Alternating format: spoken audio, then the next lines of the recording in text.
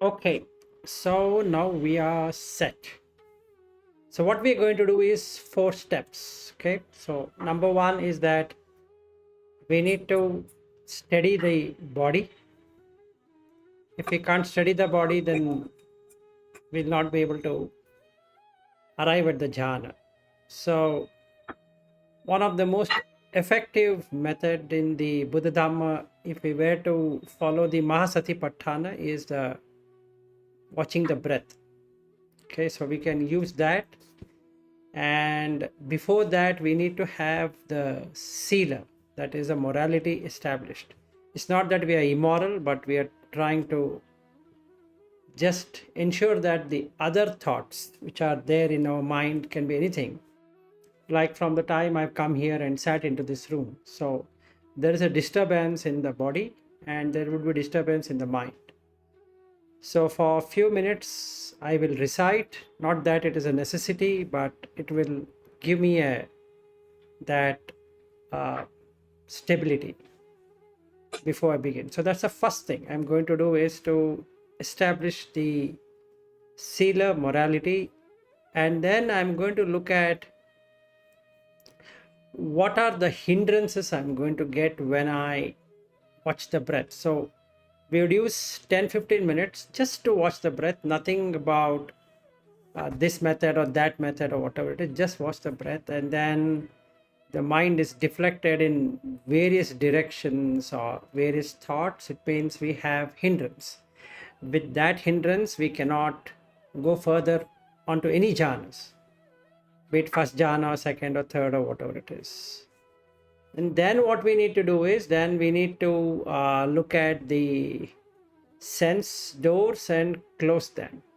How do we close them? Is not looking into it. Meaning, if I'm seeing through the eyes and I'm not looking at a particular object. If I'm looking at I'm hearing to sound, I'm not hearing to a particular sound. And then the touch and the taste, the smell, and that will close the sixth sense door, which is the mind, which has dhamma, objects.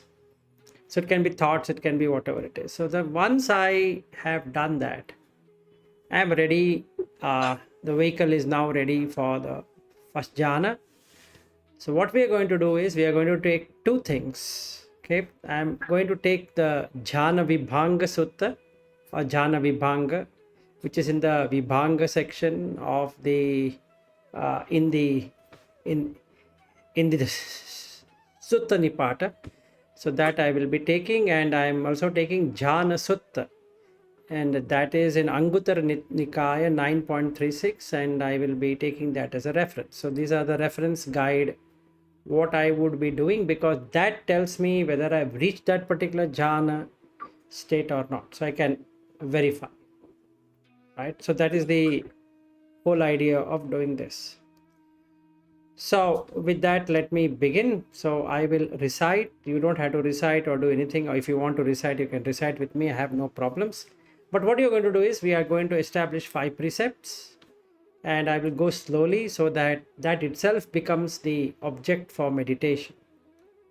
Okay, now once we do that, we will then set a timer for 15 minutes and just watch the breath, closing the eyes, relaxing the body, keeping it straight, and observing that the entire body is stable.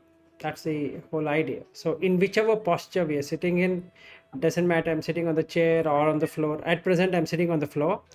So it doesn't matter where I'm sitting, but that shouldn't be changed. Okay, as far as possible. So that's the thing I'm going to do. So what if I have to change? So let's say I want to change this posture to this or that, and that will have its own struggle. Meaning, now I'm sitting like this, I'm shaking. So as the body shakes, so the mind also shakes. It will not be stable. Okay, so now I know I'm unstable. So what happens is the third jhana itself will not be possible. So the fourth jhana, which is equanimity, becomes a theory. And in that case, the other four jhanas, that is the infinite space and infinite consciousness and nothingness, will not be really established. It's not that we will not be able to do it. I think, Dardan, you have already done it. So you can come back to it and you can channelize. But in general, it becomes very a disturbance. So in the 2 hours, what we are trying to do, we will be establishing in a way that we can verify. Now we are in the first. Now we are in the second, like that. Okay. So then we can validate, right? Since you have done it earlier, you can validate whether you are feeling that exact thing, right? So that's the whole objective. So I'll give you a thing what all happens, so then accordingly we can see, and you can correct me if I'm wrong. In the first jhana, when we do it, there won't be any thinking. It stops. So there is no vachi sankhara, or the speech related sankhara, or the preparations are gone. So you immediately get the piti, which is the joy feeling. So the body from head to toe will just get calmed and you feel a tremendous joy. It can even mean like getting goosebumps to feeling very light in the body, and you also feel as though you are a feather, or you're just got up and you feel so relaxed. So that is the from the first to the second. So we establish piti, and after some time you get the sukha, and the sukha is that you literally feel like you're standing below a waterfall and you're just drenched in that, right? From the head to toe, you're just drenched in that. And after that fades away, you get to a stage when the breath almost stops, meaning you will not feel anything.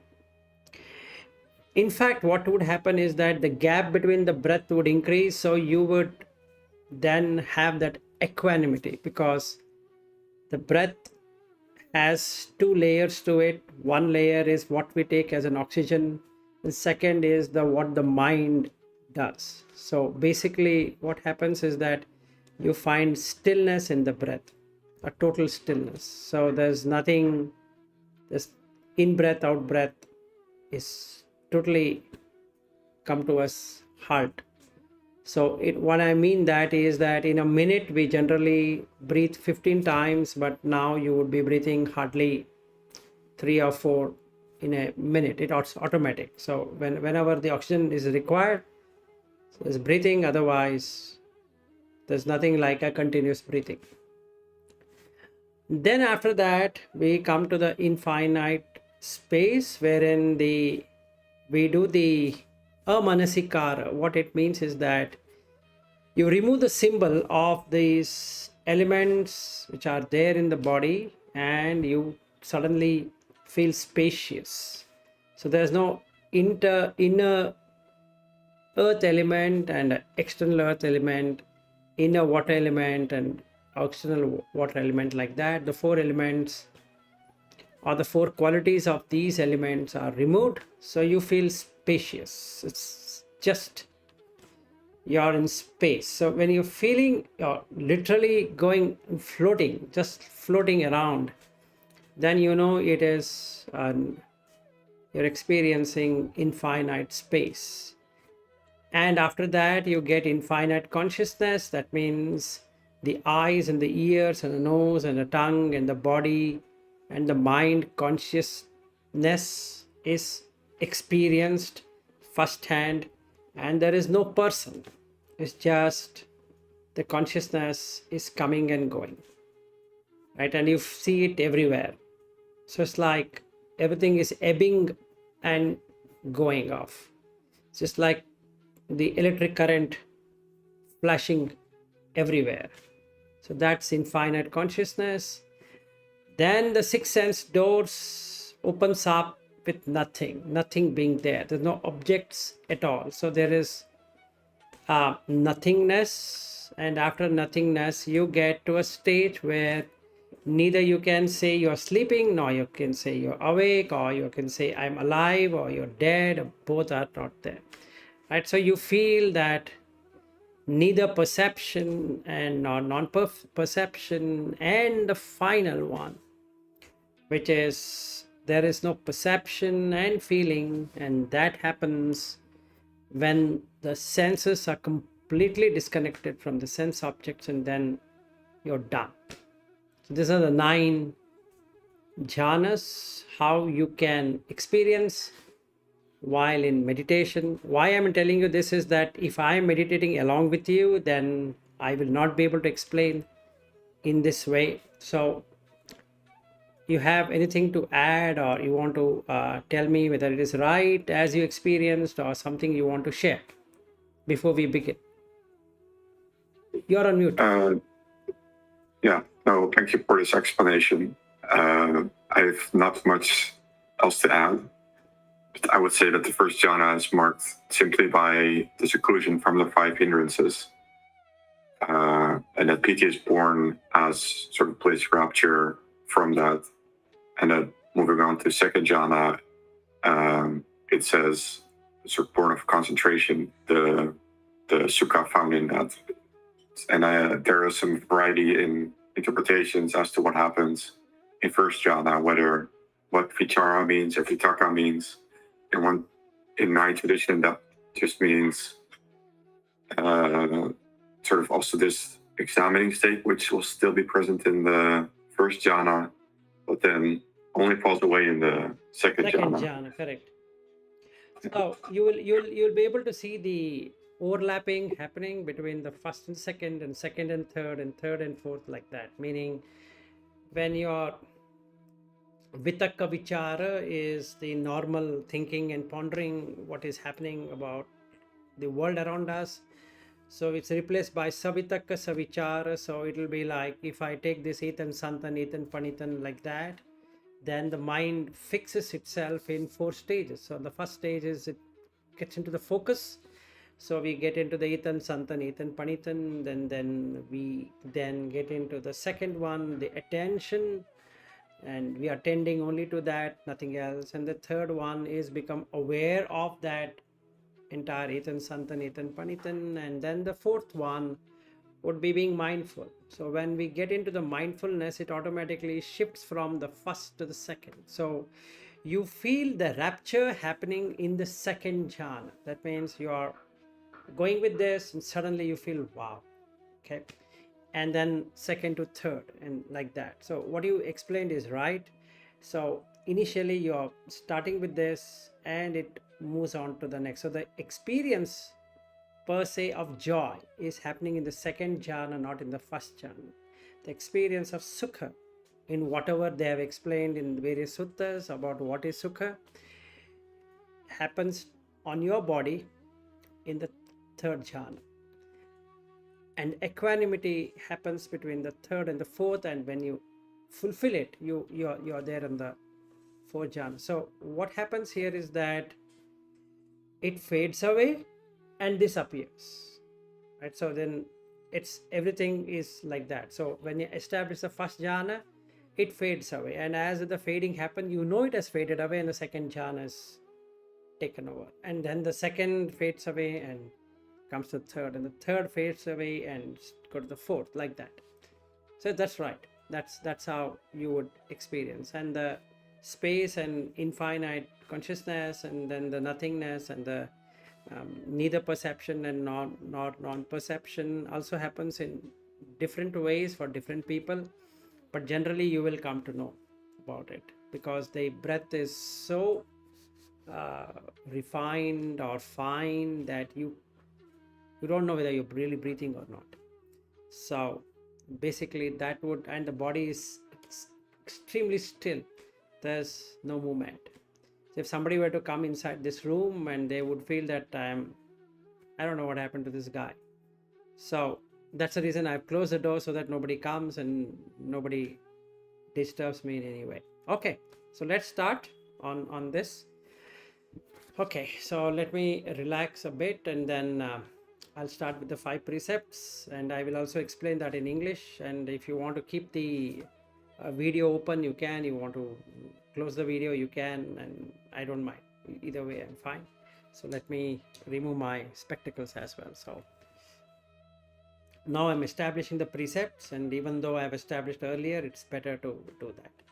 So you can relax, you can sit comfortable, and while I do this, Panatipata Veramani Sikkhapadam Samadhiyami. I'm not going to kill any living beings, big or small, thin or fat, or whatever combination there are. And I would always be in samadhi or maintaining that state for the whole day. Adinadana Veramani Sikkhapadam Samadhiyami. I would not take things which are not given to me. If it belongs to somebody, I would not steal. And I would keep this in mind and maintain this state for the whole day. Surameraya Majjapamadhatthana Veramani Sikkhapadam Samadhiyami. I would not intoxicate myself with drugs or alcohol or any substance that can cause mind to totally get off into heedlessness or carelessness, and I would maintain that for the entire day. Kameshu Michchāchāra Veramani Sikkhapadam Samadhiyami. I would not indulge in sensual, sexual misconduct, but that would be very harmful to the body and to the mind. And I would establish it, be mindful about it for the whole day. Musavada Veramani Sikkhapadam Samadhiyami.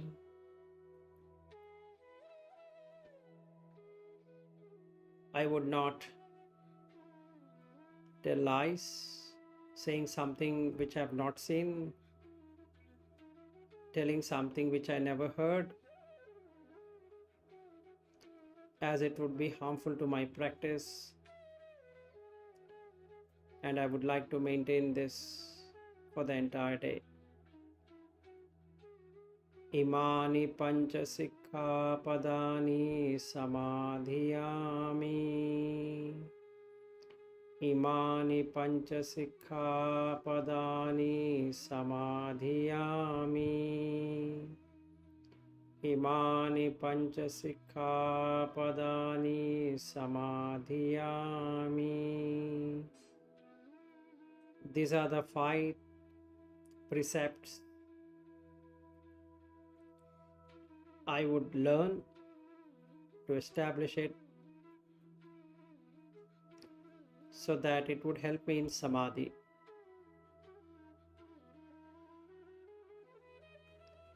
Now with that, I'm going to establish mindfulness of the body. So first thing is, I'm going to scan from head to toe and toe to head to see if there are any place where there is some discomfort. If I want to change the posture, I can do so now. And once established, I don't want to change any posture.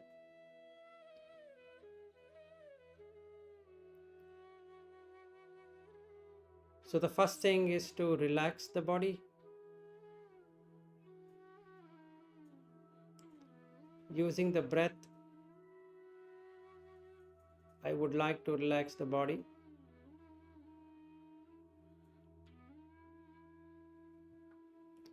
Now first I would like to look at the breath touching the nostrils for some time, say 5 minutes,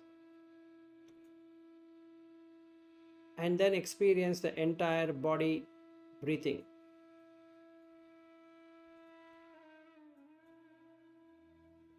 So I'm going to start now for the first 5 minutes. Going to watch the breath touching the nostrils, whichever nostril it is touching.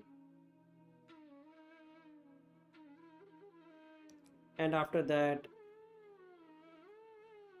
I would look into the whole body. So as I breathe in, the body goes up. As I breathe out, the body comes down. So the experience would be that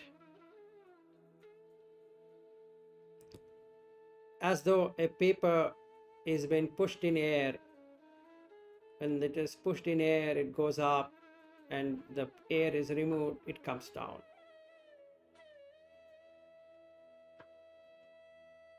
So I'm starting now. There would be a pause in the voice for 5 minutes.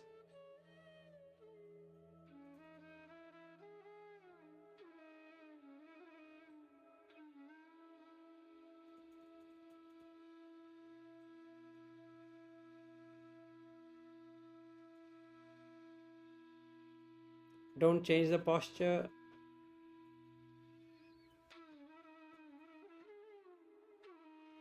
Keep the body still.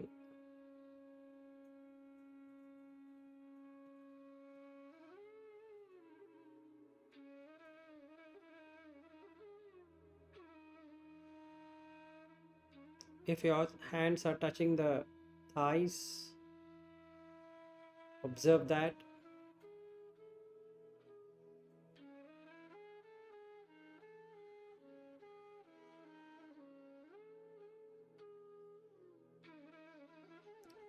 And then watch the breath touching the nostril.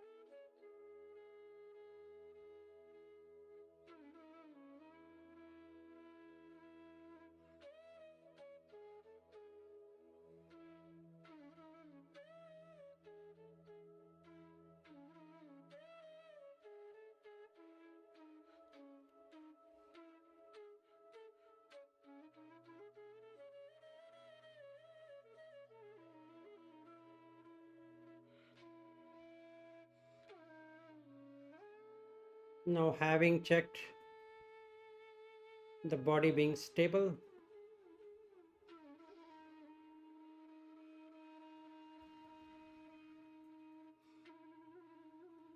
and the breath also stable,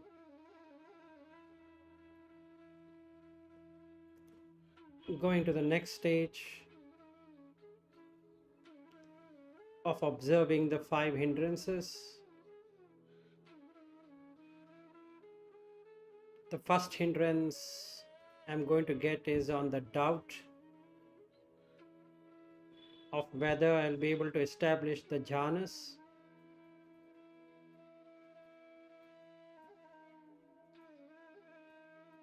Since I have the faith in the sutta,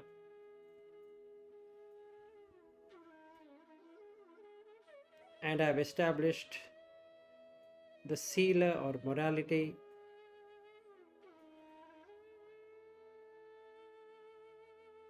it should not fail me. So the effort is not going to go waste.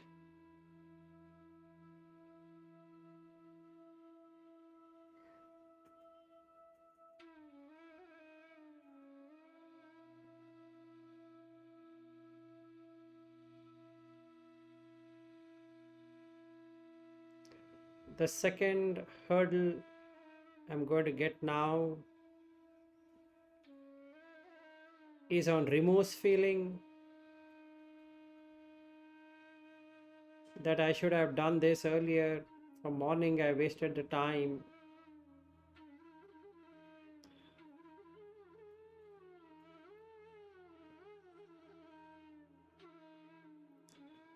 I did not establish the sila this morning. So I'm not too sure whether I'll be able to get into the jhanas.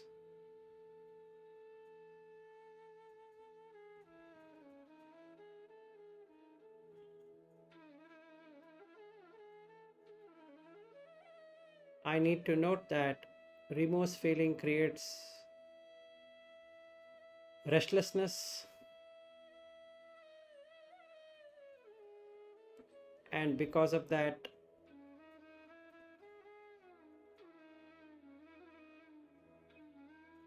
the jhanas are not going to get established.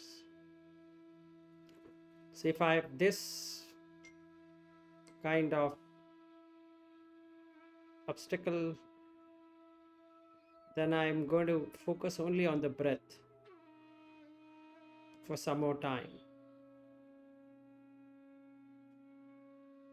till the restlessness goes away.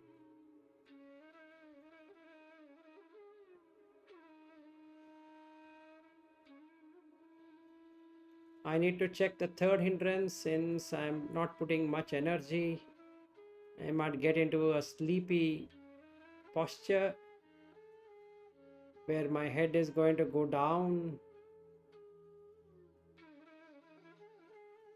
and I feel really sleepy.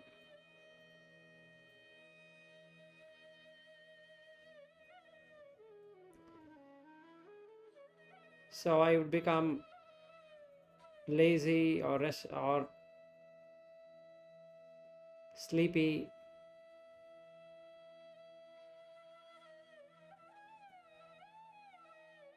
like the sloth as an animal,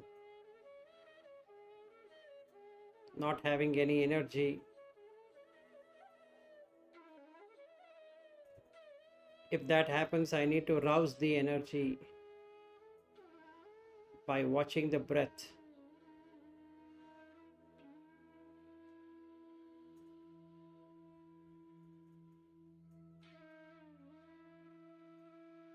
Then the next one I'm going to get is ill will on myself for not having established the jhanas.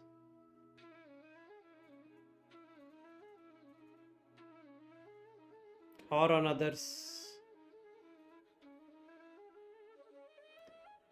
So if I get that, I need to instantly do metta.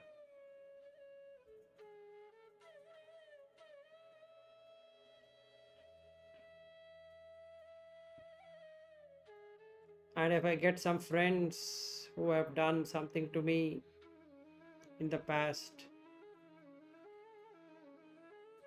I'll take this opportunity to forgive them.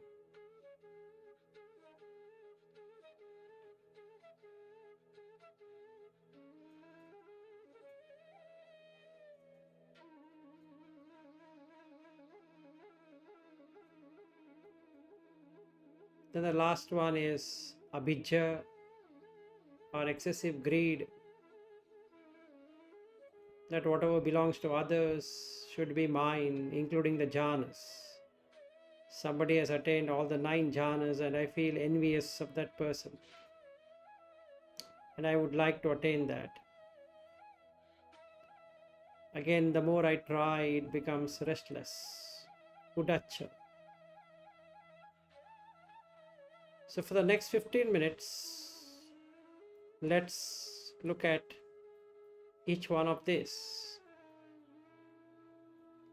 So if I have a doubt, I believe in the sutta. If I have a remorse feeling,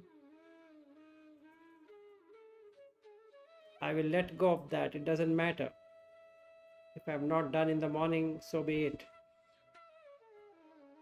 If I have restlessness, I will watch the breath. If I am feeling sleepy, I will forcefully watch the breath.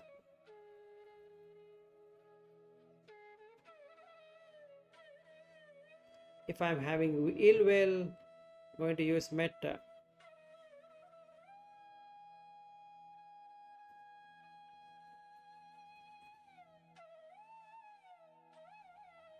And if I have the first one, abhijja,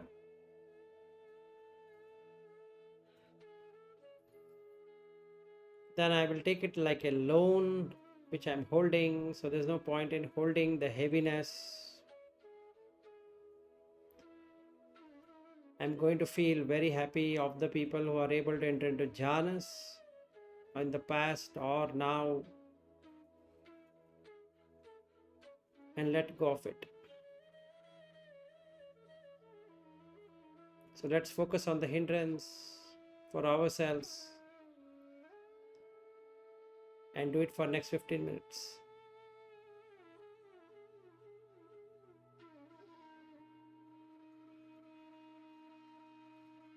Watch your whole body relax. Then watch the mind for any of these hindrances. These hindrances comes like a thought. So you have to be like a gatekeeper, watching these thoughts coming up. Don't fight with them. Don't welcome them. That's all.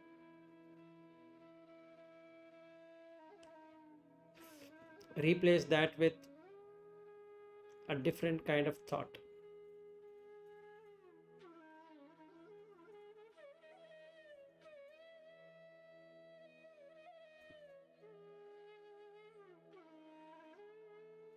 Now I'm watching the first hindrance, doubt.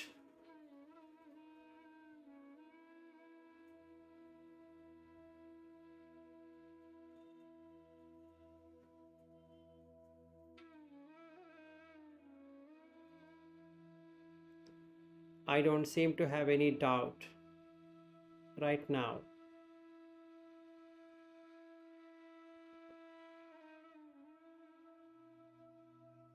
Then I'm looking at the remorse feeling.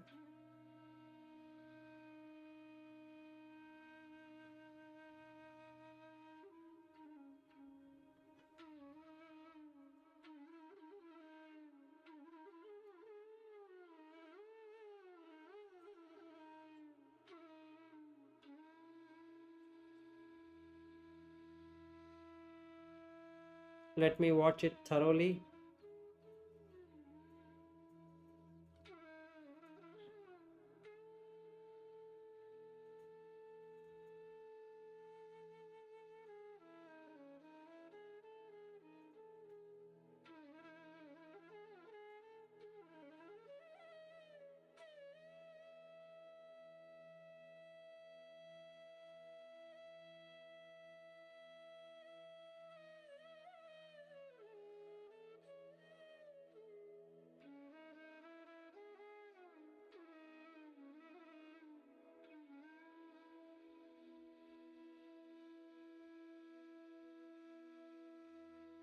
So I don't find any thoughts relating to remorse.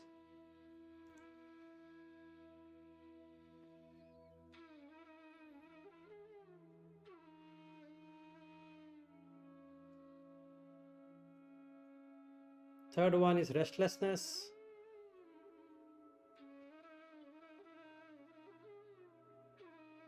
Is the body restless? Is the mind restless?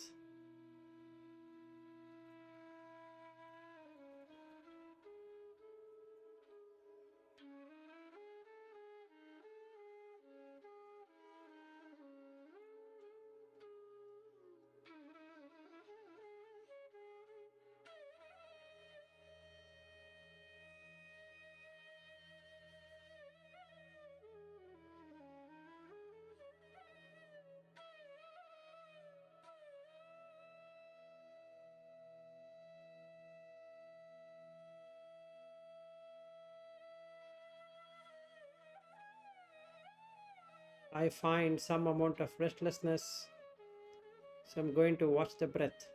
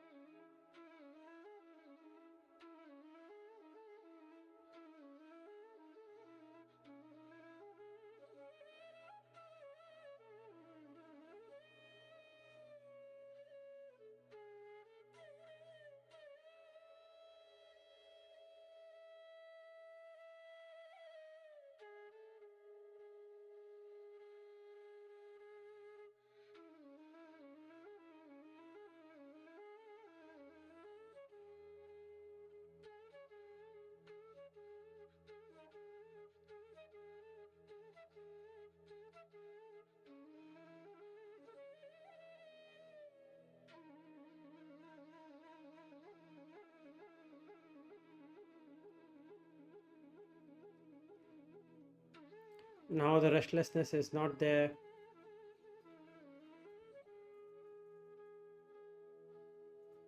I'll check whether there is ill will in me.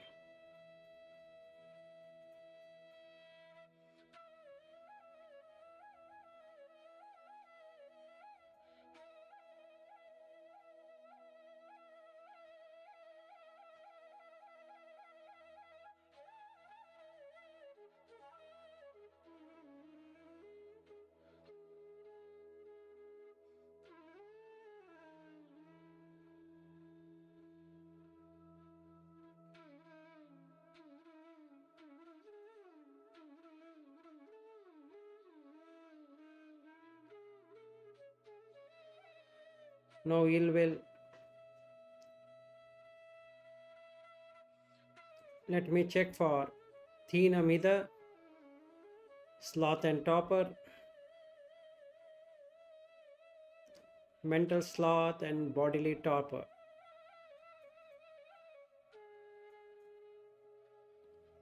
If my head is coming down, that means I have torpor. And if I'm feeling lethargy in the mind, it is sloth.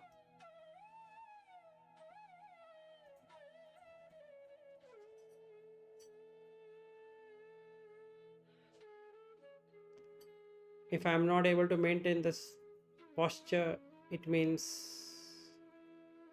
bodily restlessness. So I'm putting too much energy. So I have to reduce. Not to an extent to create a torpor.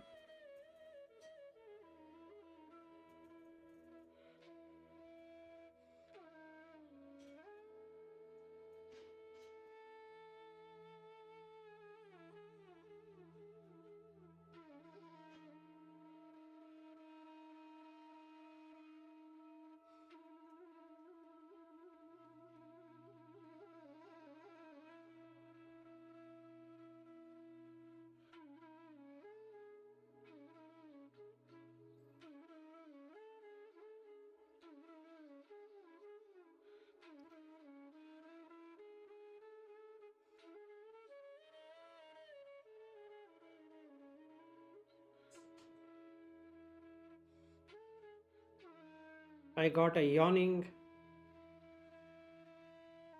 So that means I need to do some deep breathing.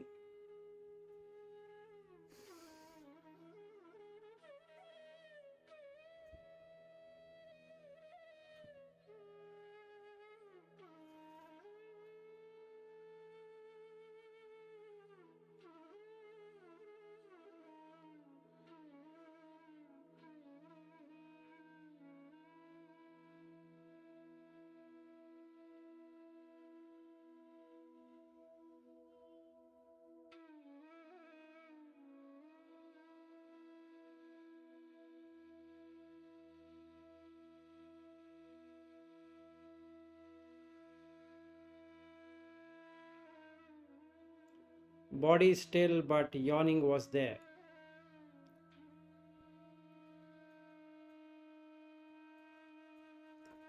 Now I feel fresh in the body.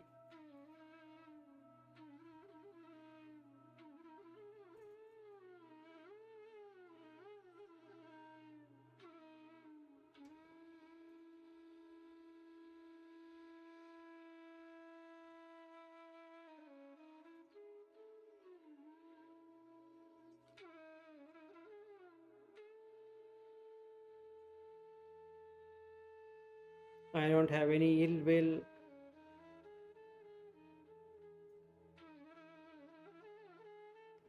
Nor feeling sleepy. Nor having restlessness. Nor having remorse. Nor having doubt.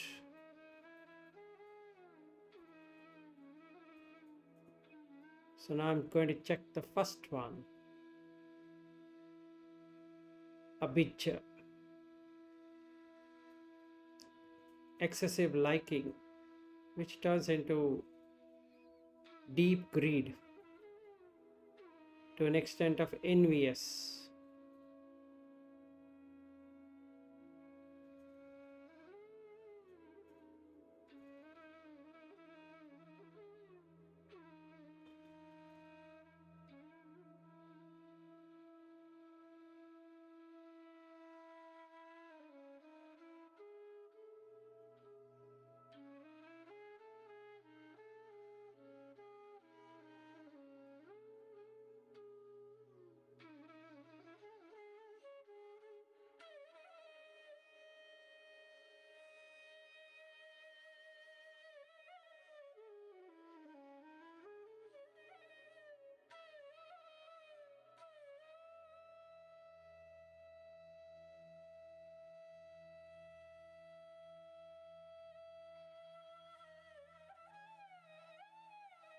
There are no thoughts.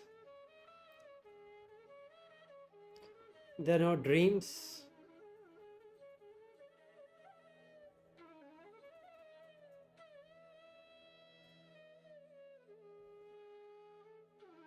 Now I am going to do the next one, is to close all the sense doors with the respective sense object. First thing, there is a lot of disturbance near my home,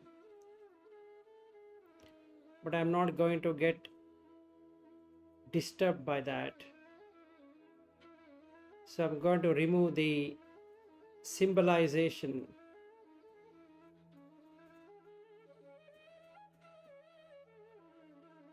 I just treat my voice and that being same.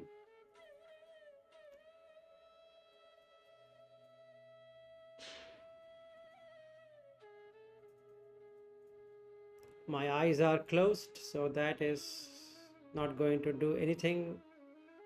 So it's already, the objects are cut because the eyes are closed. As regard to the touch with the body, I'm only touching and observing my torso touching the floor and my legs touching the floor.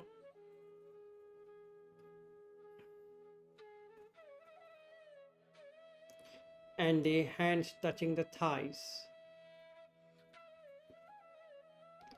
and the cloth touching the body.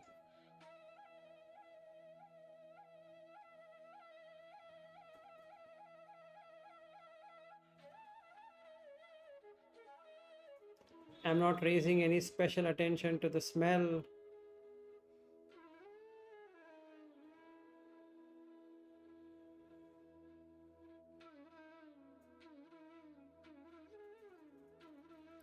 Attention to the tongue.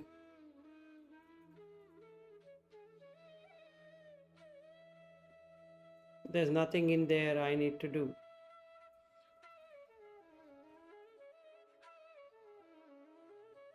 And due to that, the thoughts are not there.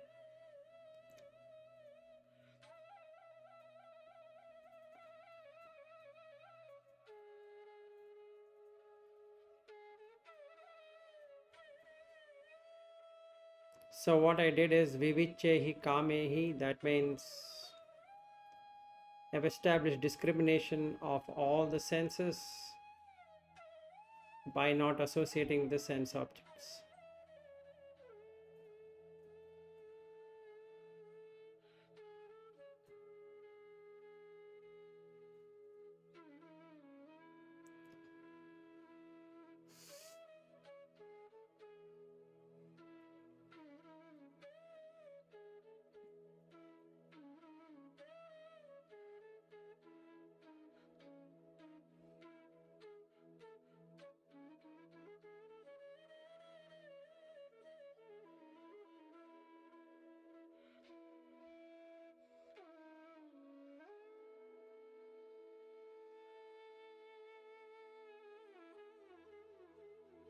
So now I am ready to take a Dhamma object.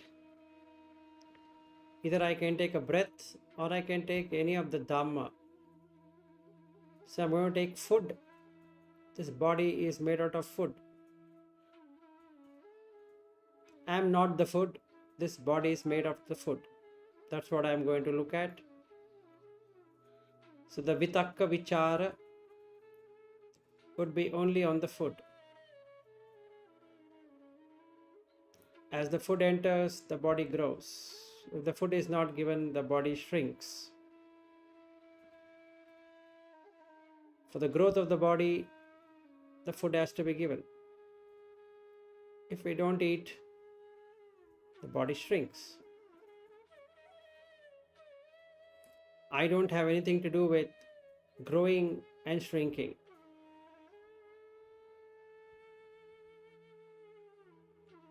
So that's my object till the end of this 9th jhana. You can take whatever you want as appropriate.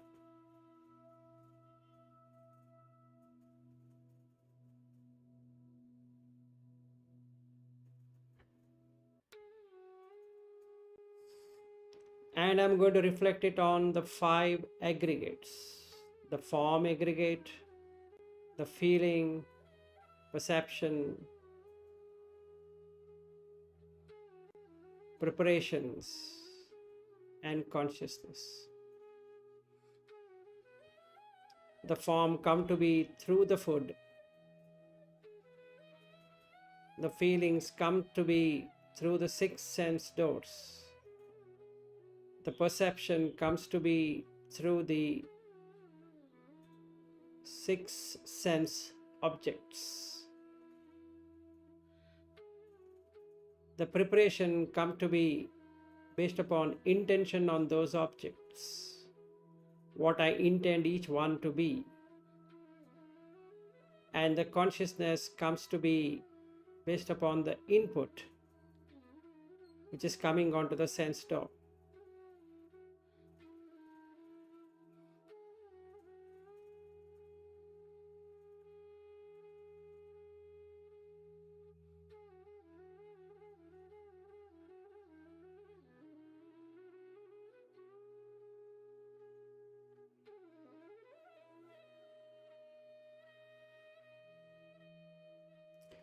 So the vitakka and vichara would be on this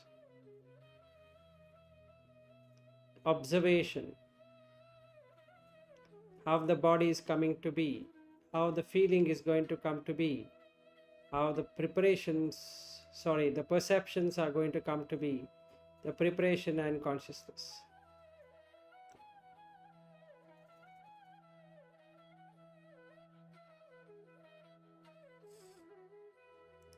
Once I get this, the joy starts.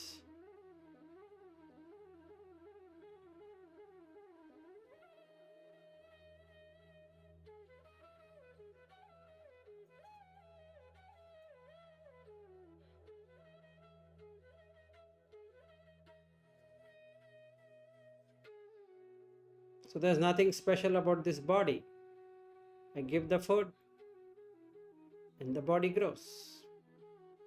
Stop giving the food, the body shrinks. Just like the plants and the trees. If I water the plants, it grows. If I don't water the plant,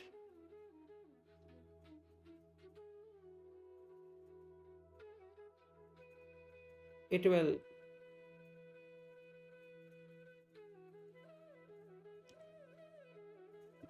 will look sick, without life.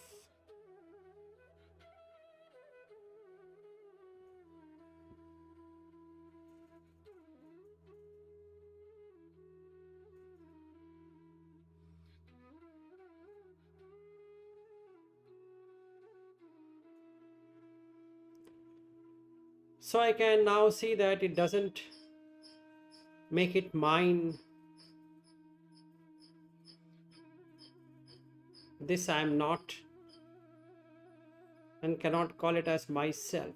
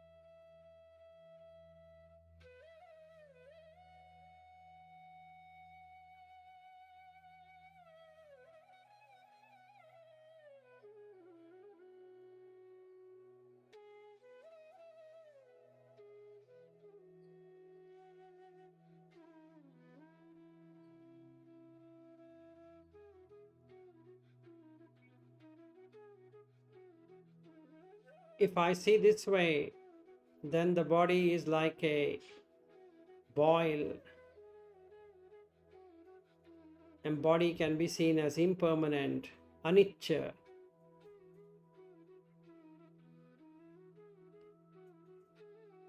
Then I can see it is sankata, conditioned by food.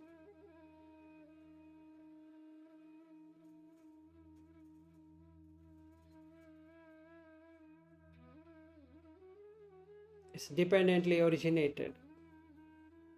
Depending on the food, the body is coming. Without food, the body shrinks. Paticca samutpanna. Khaya Dhamma. The food gets digested, goes out without trace until the next feeding.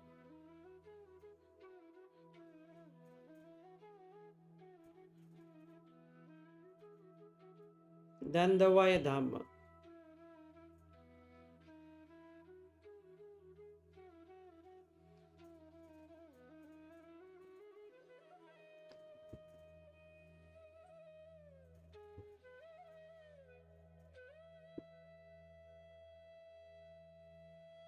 So I don't remember any taste and flavor of the food I'd eaten earlier.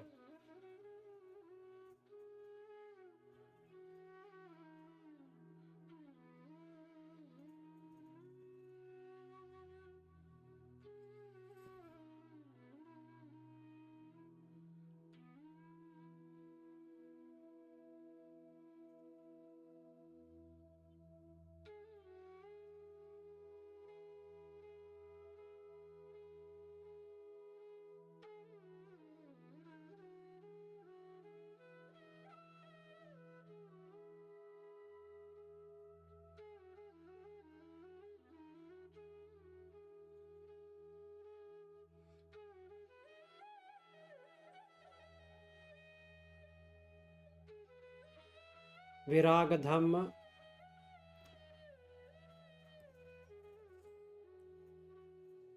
It doesn't wait for me or stay for me.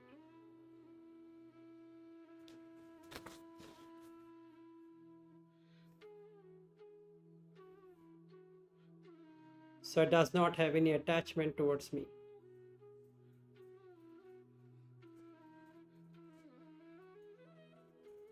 I am attached to it, but the body is not attached to me. I can see the hairs falling from the body. I can see the sweat coming from the body and other kind of liquids. So it looks like a boil. Looks like an arrow being hit because it pains.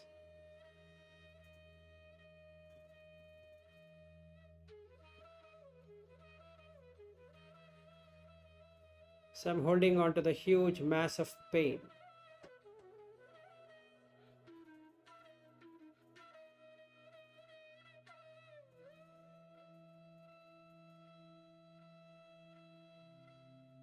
Nirodha Dhamma.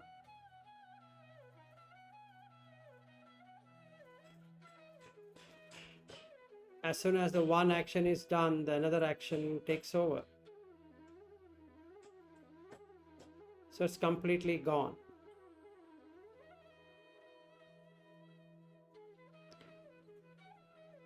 In the same way, the feelings is dependent on the eye, the ear, the nose, the tongue, the body,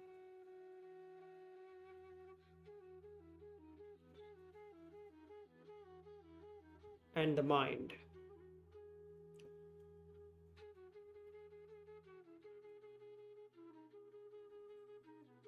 So without the contact, there can't be any feeling. Without the contact, there cannot be any perception.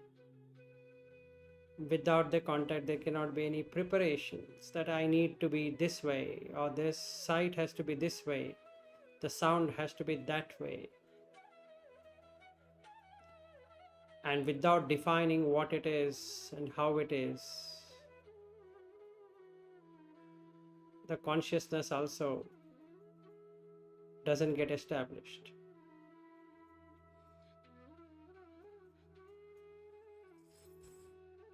If I got till now properly, then I should be able to get the joy.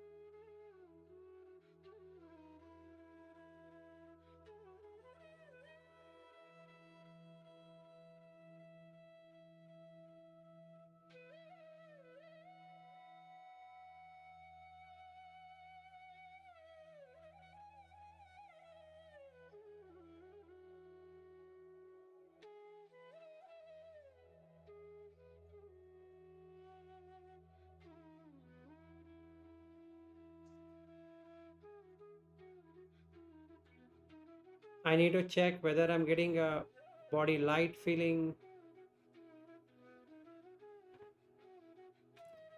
then a kind of gladness in the heart,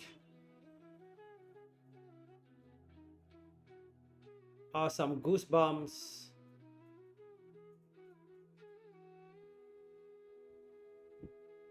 and something that can make me feel that I'm elated at this point in time. As though I'm full. Just now had a lunch and then it's so thrilling. So I should be able to get into that kind of feeling. Need to check.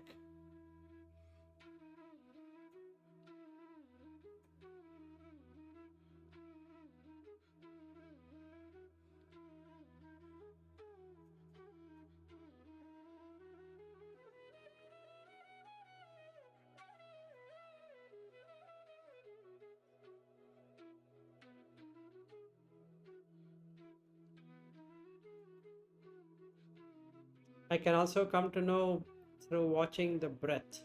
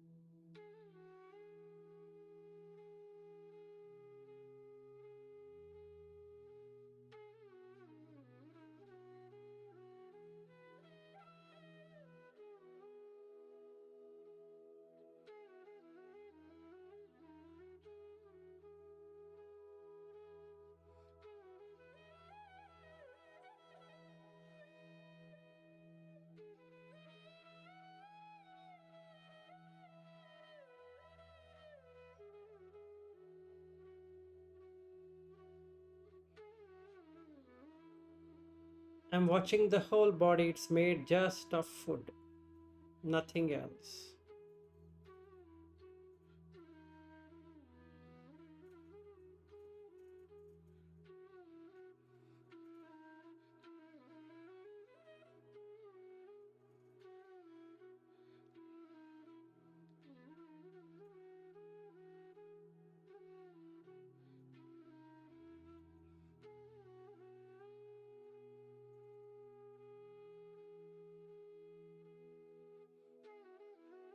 So I cannot claim it to be my body.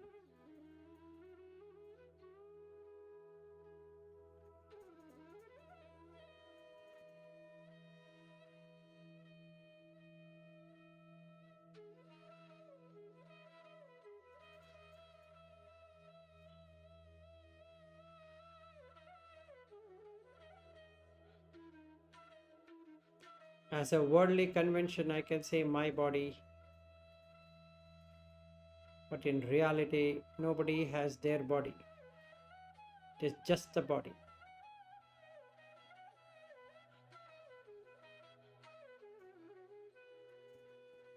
Made out of food.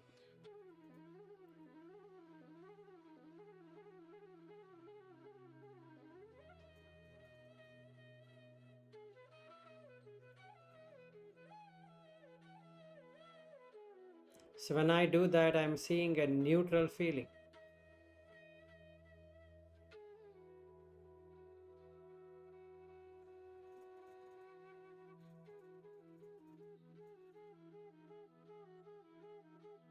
And the feeling creates a perception of neutrality.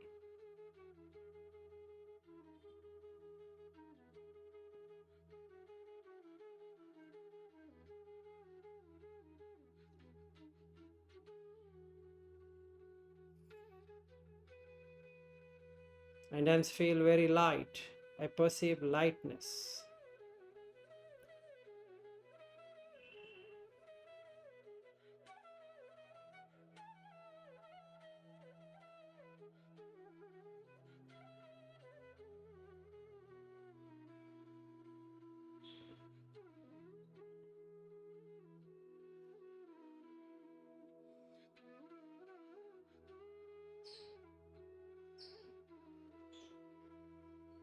So there are no preparation.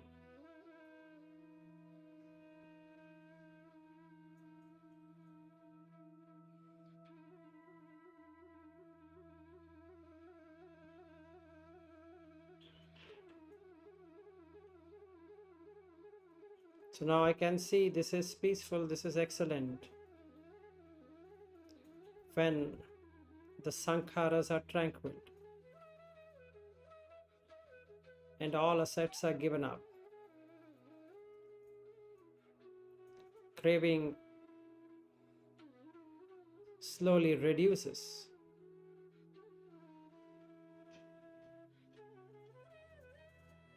leading to viraga, dispassion, nirodha, cessation, nibbana, extinguishment.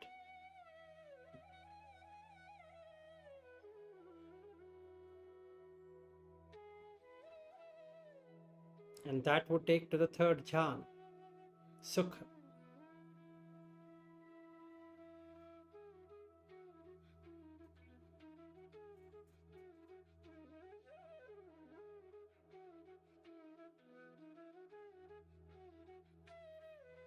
Etan santan,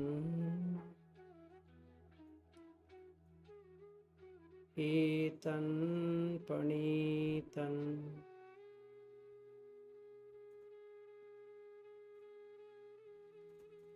yadidam sabba sankhara samatho.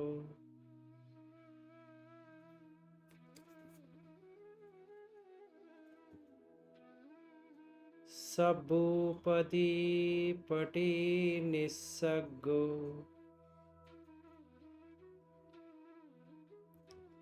tanhakhayo virago nirodho nibbananti.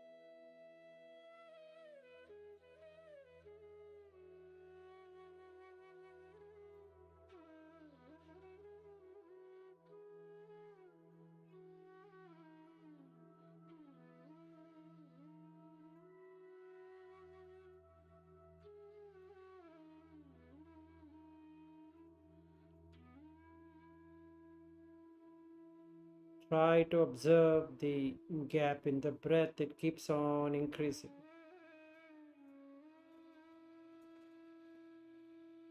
There would be gap between two breaths, also the gap between the in and the out breath.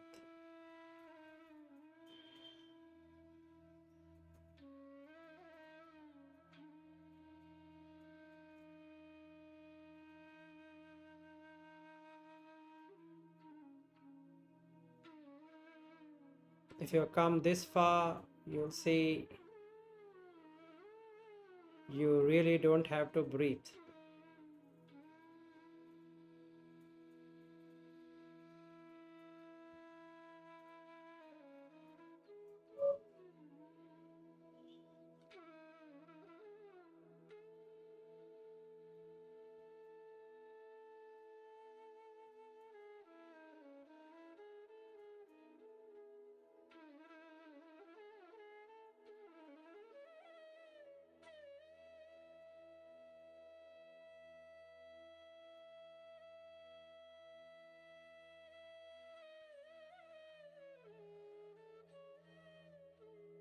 Since the body is still and mind is relaxed,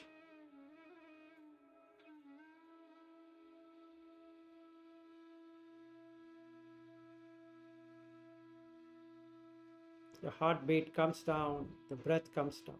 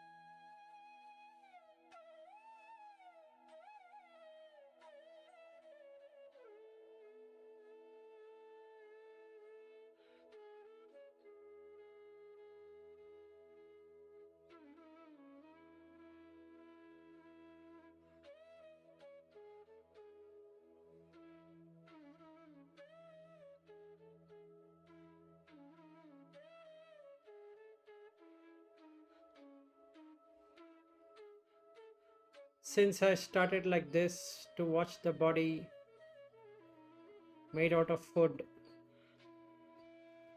supported by the food,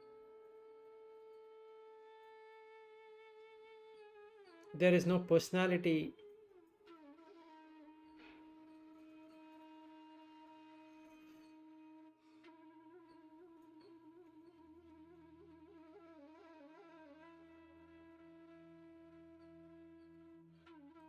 And hence I can feel the neutral.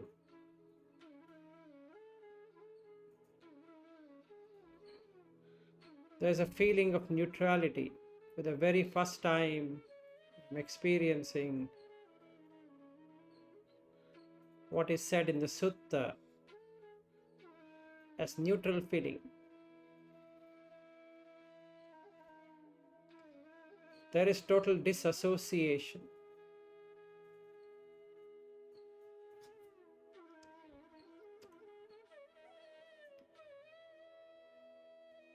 So the perception automatically changes to neutral.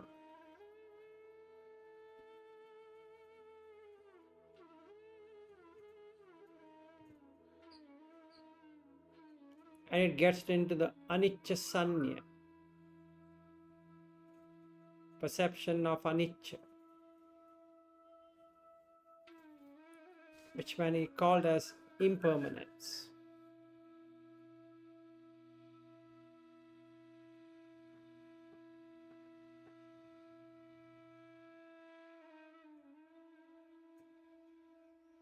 And there are no sankharas, nothing to prepare.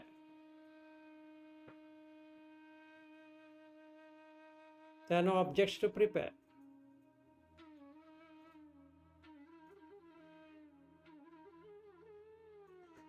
And there is nothing to describe in the consciousness.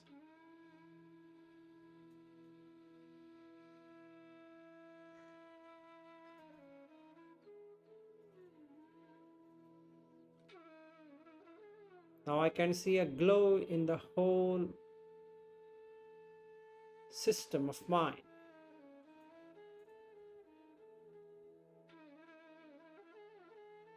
A radiance.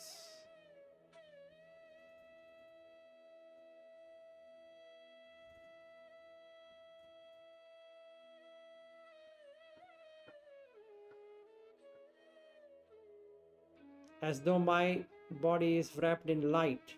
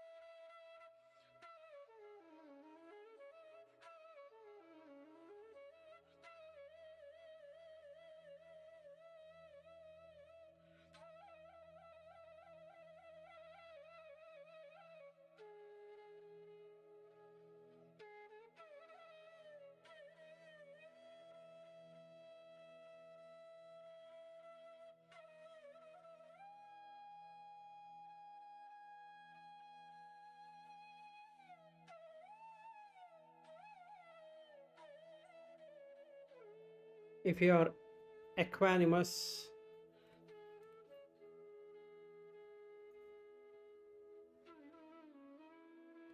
then you are onto the fourth jhana.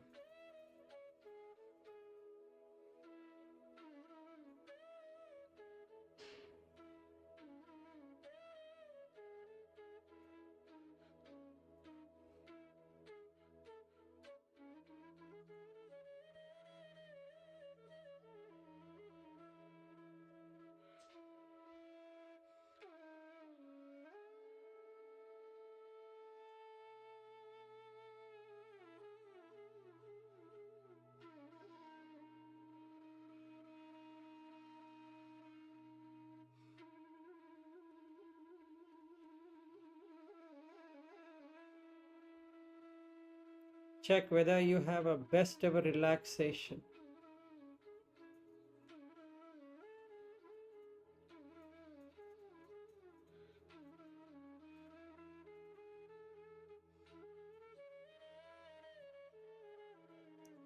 As though you have slept for a long period. Fresh. No mental pain. No physical pain. No mental pleasure. No physical pleasure.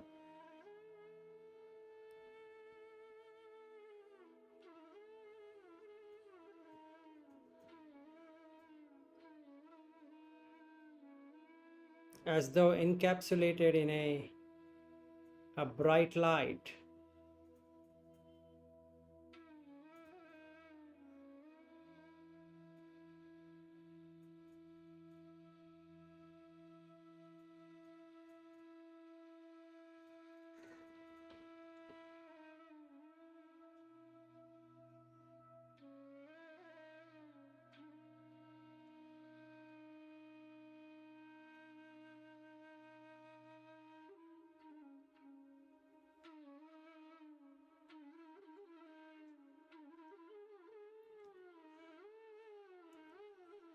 Etan santan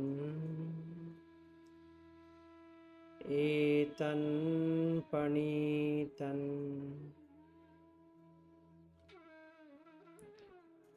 yadidam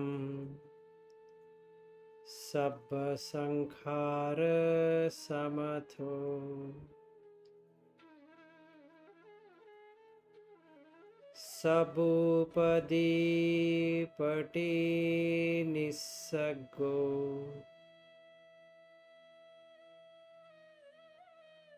tanhakhayo virago nirodho nibbananti.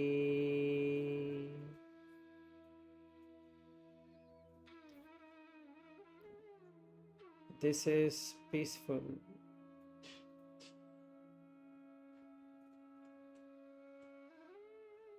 This is excellent.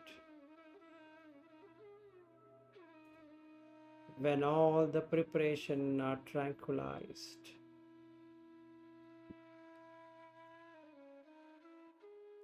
Be it the body preparation, as in breath, out breath.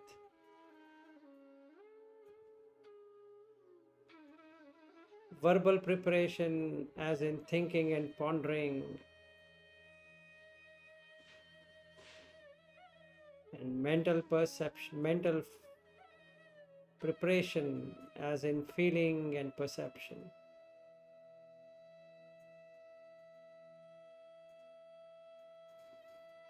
Then there is nothing to bind, nothing to possess. So you relinquish all the experiences of the senses.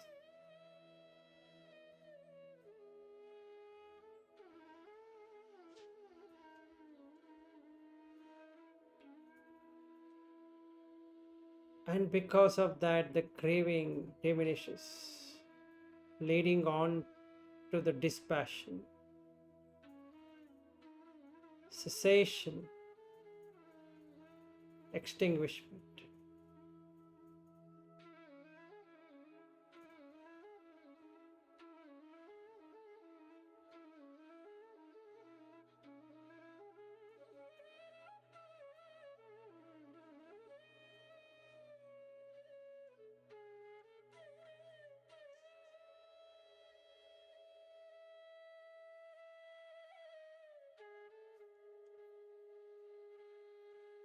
Now let's get into the fifth jhana.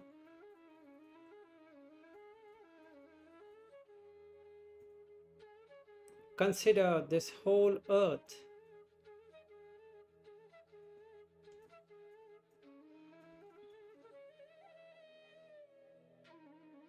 from the place you have sat to everywhere is covered with white cloth, endless.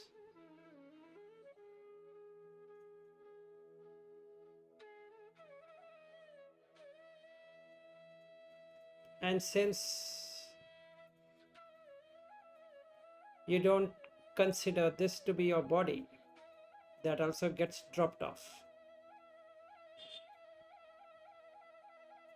Now you can experience infinite space. There are no homes, there are no rooms, there are nothing.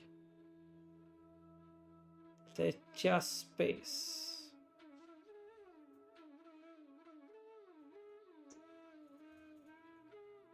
Cut off the perception of the solidity.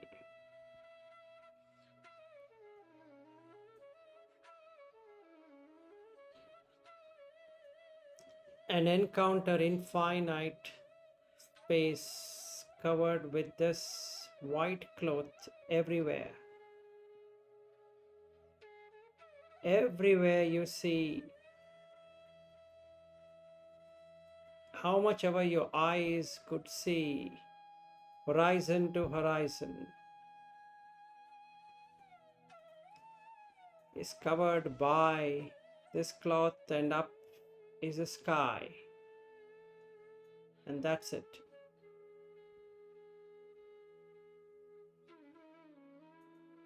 As far as you can see, as far as you can experience.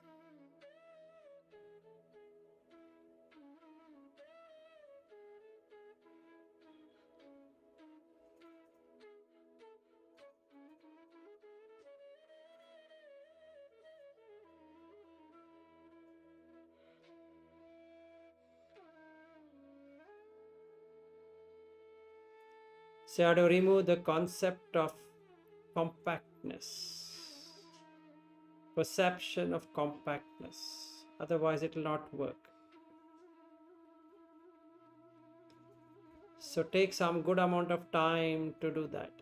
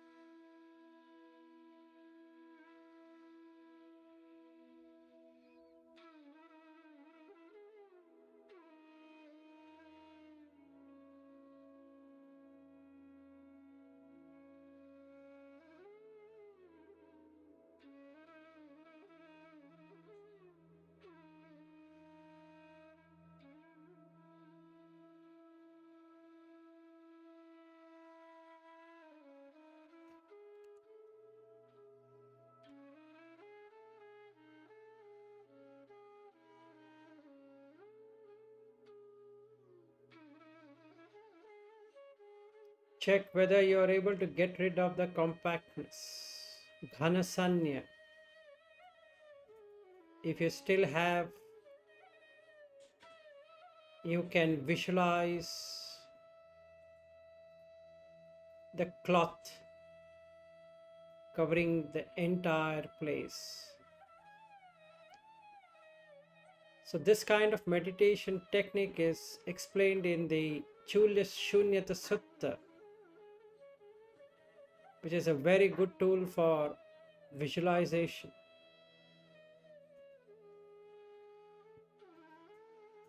It gets rid of compactness. Try it out.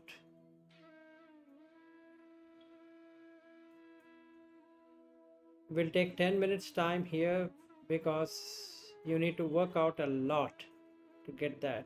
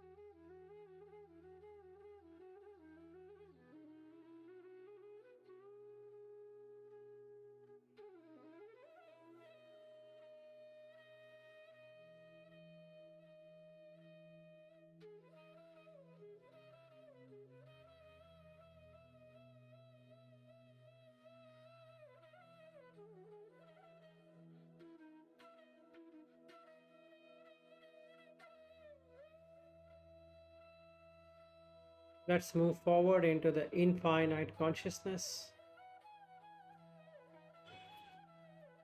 Just like a puppet show, you can see every so-called person, birds, insects, animals, or wherever, whatever is called as living being. In the eyes, ears, nose, tongue, body, and the mind, the consciousness arises and departs. Again, there arises and departs. You can see it happening everywhere. Not my consciousness or your consciousness, is just consciousness.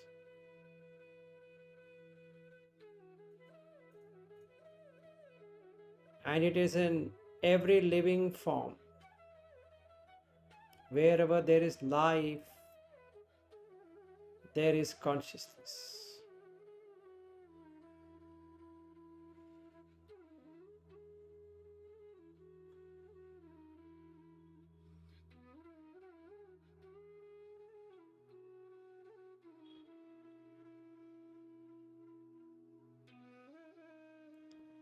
With the fading away of infinite space, you come into infinite consciousness.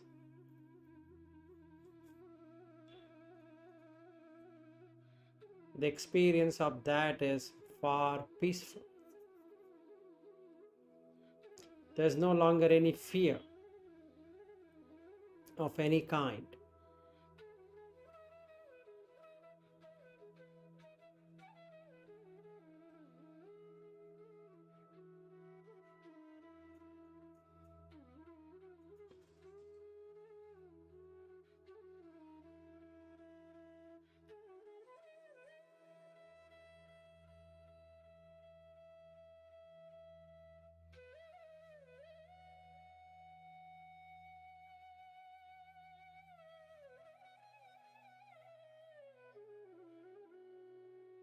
You should also be able to feel or experience breathing happening everywhere.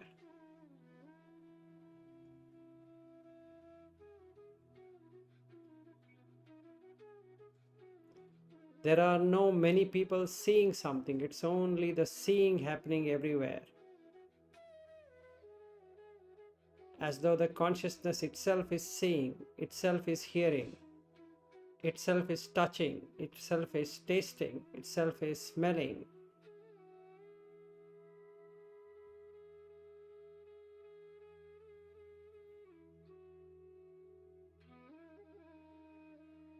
So there are no person, there are no objects.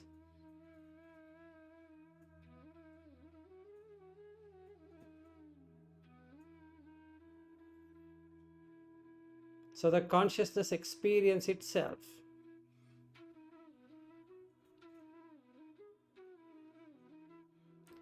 I can still say I and you experience, but actually what you get is the consciousness experience itself.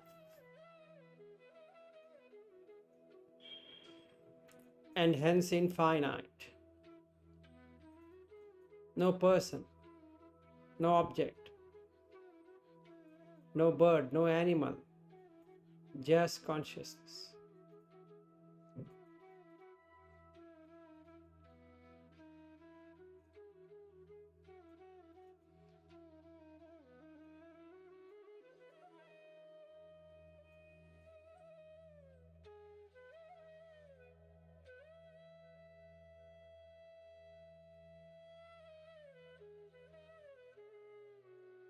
As many eyes are there, so many eye consciousness.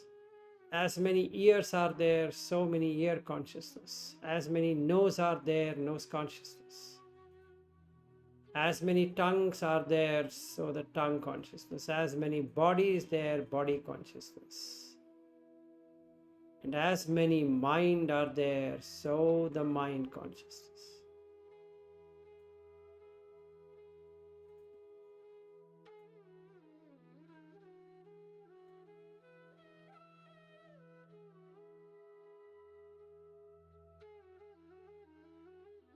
all eyes, all ears, all nose, all tongue, all body, all mind. It's just consciousness.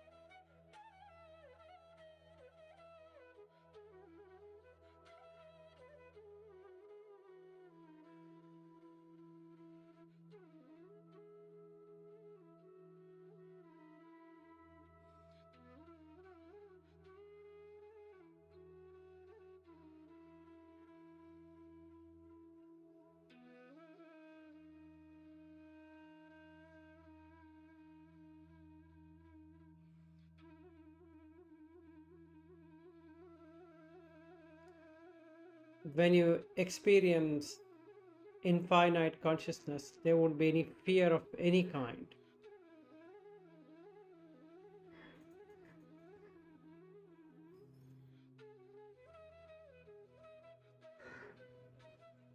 There is no individuality at all.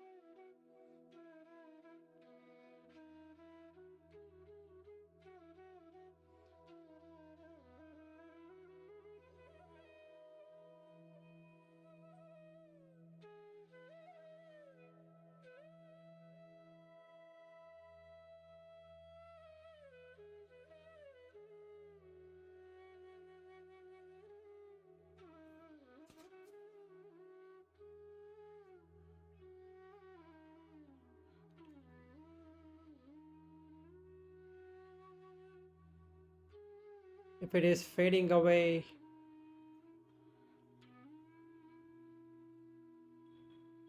then you would be pulled into nothingness, wherein there are no objects in any of the sense doors.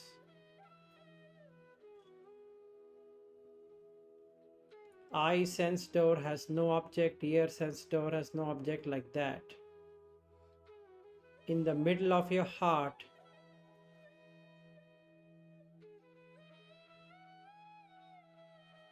you'll experience as though there is a reflection where the object fall on that, like a mirror. Please don't imagine a mirror there. You'll really experience it.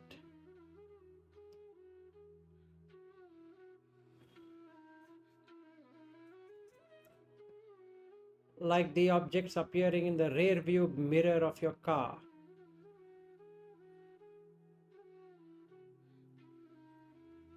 Now there are no objects at all. So you find nothing anywhere.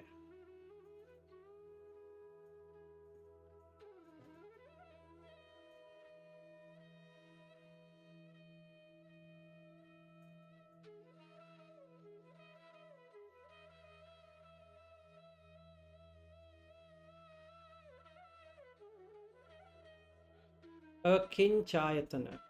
Ayatana is a sense base. Kincha is little. Akincha is not even a little trace of anything appearing in the sense objects, as sense objects in these sense bases.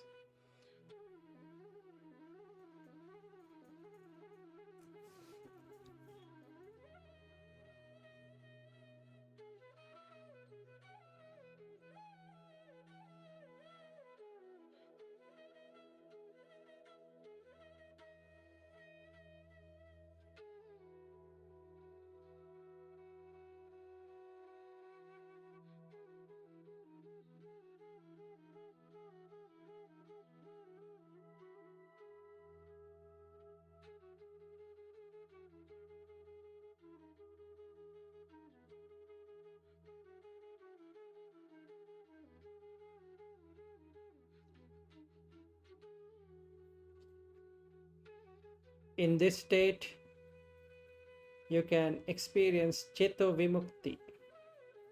The Chitta has no objects at all. It's an objectless.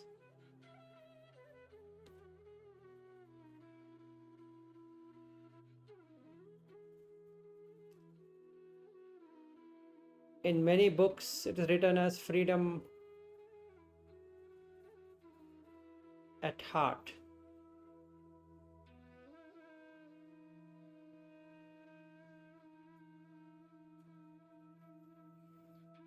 And the six senses are in the heart region.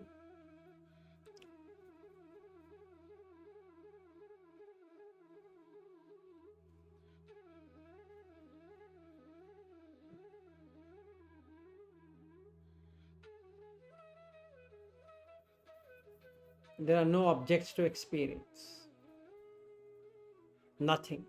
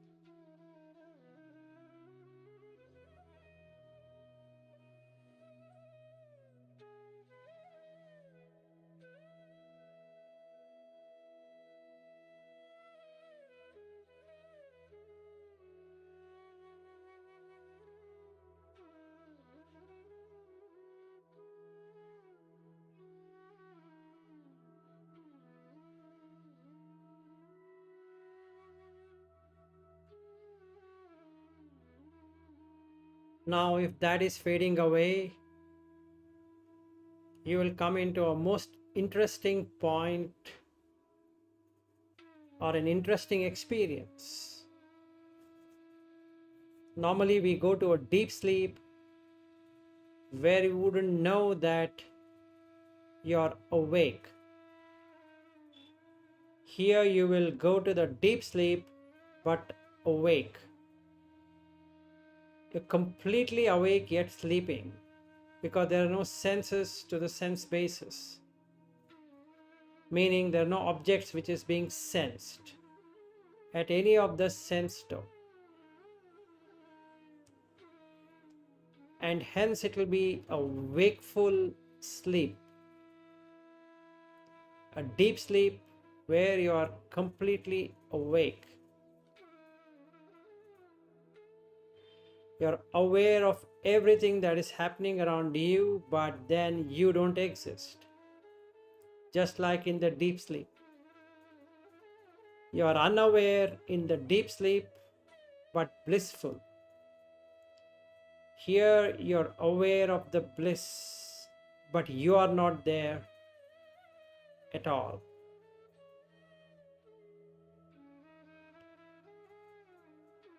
So it is awakened sleep, deep sleep, yet awake. You cannot say that you're conscious of everything, and you cannot say you're not conscious of everything.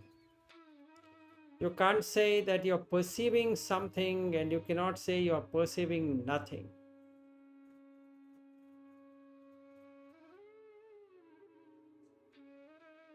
It's a beautiful state to be in.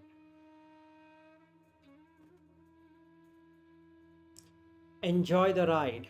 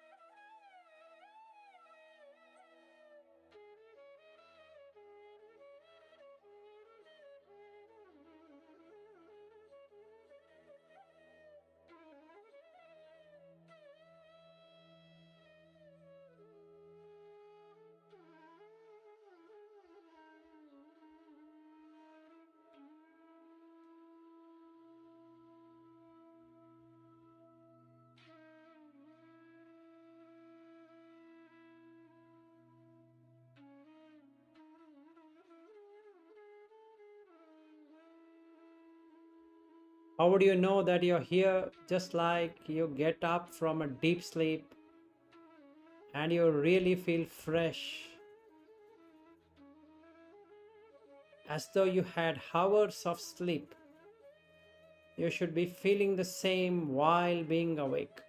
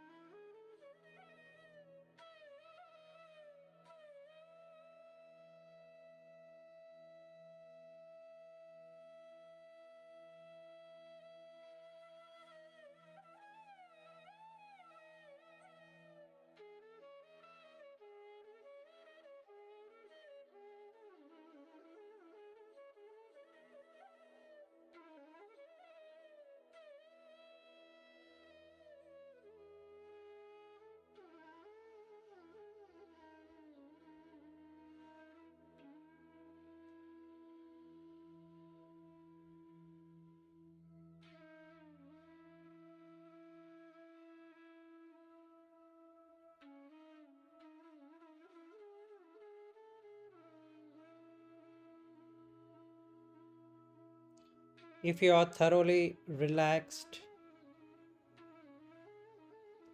as though a deep sleep at awakened state, you can now get into the voidness. There's nothing to perceive, nothing to feel.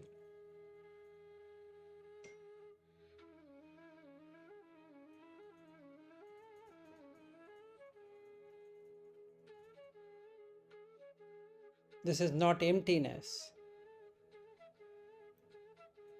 It is complete void of anything.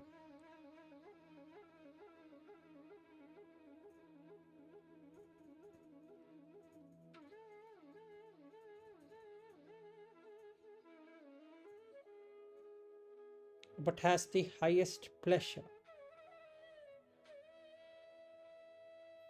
and yet equanimous.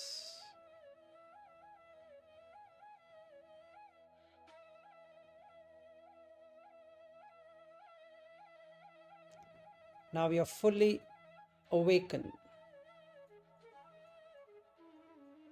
but without any name and form.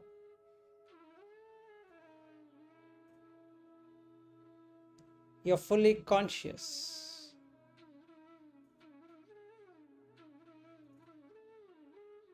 but without any defilements coming in the mind.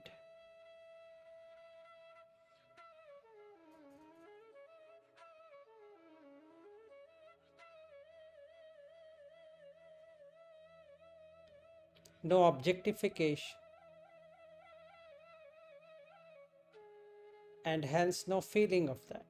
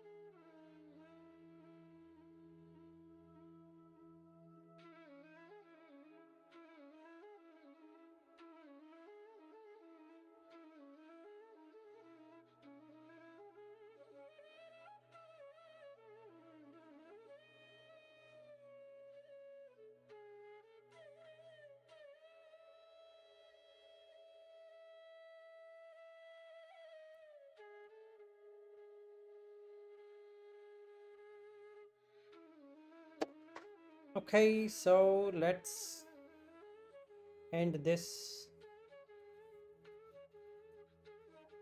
Relax, and you may open your eyes.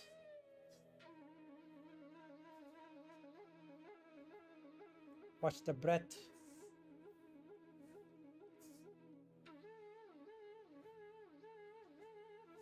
So this is the journey from the 1st to the 9th.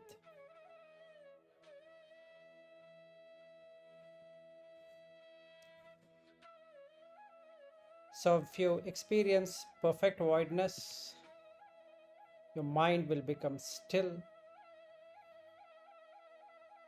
There's no movement. Nothing arises, nothing passes away. There are no conditions. So it's completely unconditioned. Conditions where the senses and the sense objects and the consciousness latching onto this. So now it's just void of that.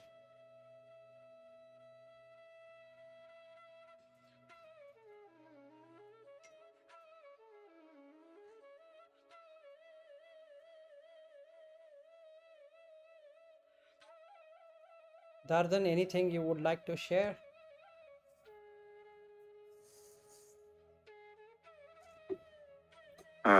No, thank you very much for this meditation. Okay. How did you feel? Very good. Okay, no worries. So the transition from the 4th to the 8th is that in the 4th you will feel as though light has engulfed you. Okay, and then you feel that spacious because then there's no compactness,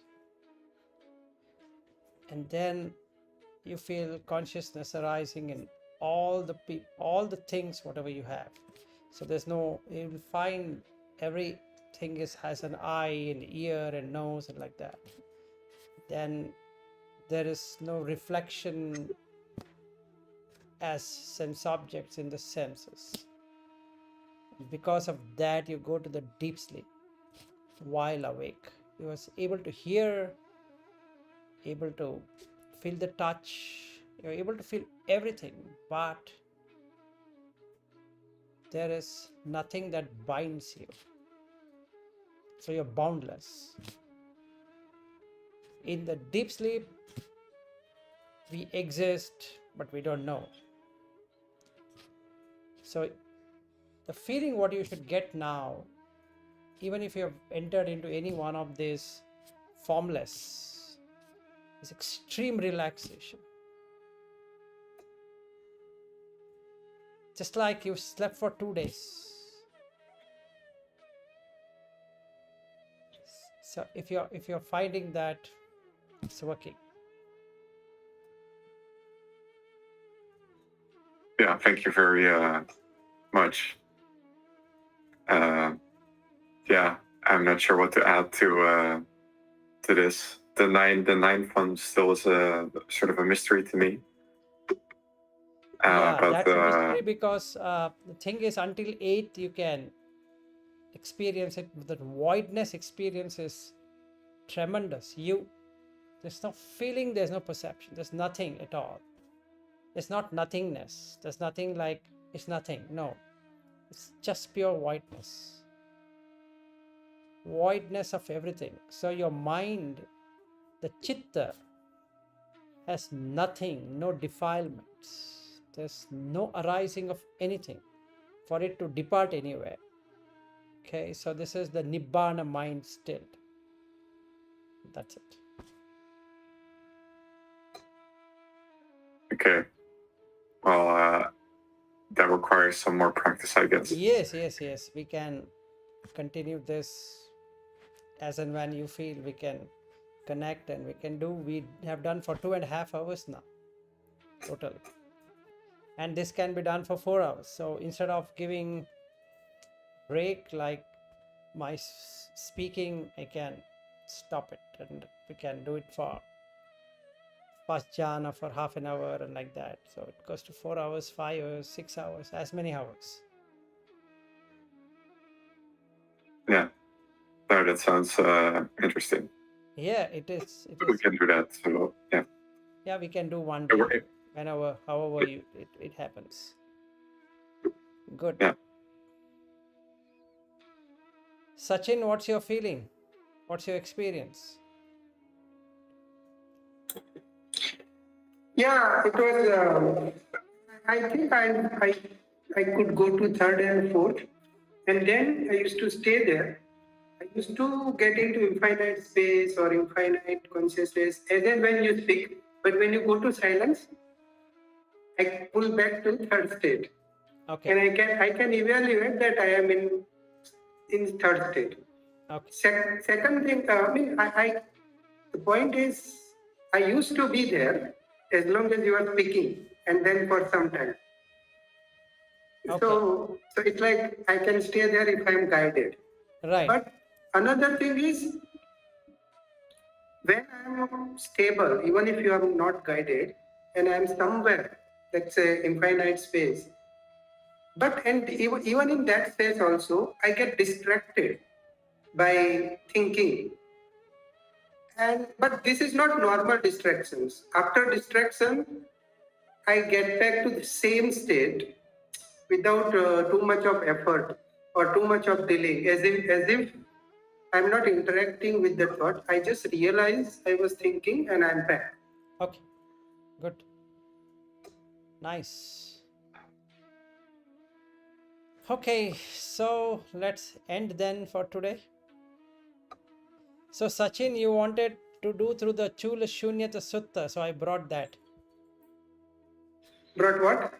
You wanted to enter through the Chula Shunyata Sutta, so I Okay. brought that from the infinite consciousness. Yeah. So after fourth jhana, you move to that. You mean? Yeah, I just wanted to cover both Okay. the jhana sutta as well as this.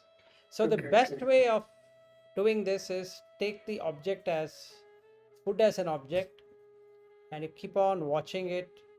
It starts to break out completely. Okay, and just the physical food, not even have to go to the mental food, just the physical food. Keep on reflecting that without physical food there's no body, and once you able to get that, the feelings becomes neutral. That's the beauty of this. When you say object, right? It should be there, right? Yes. Okay.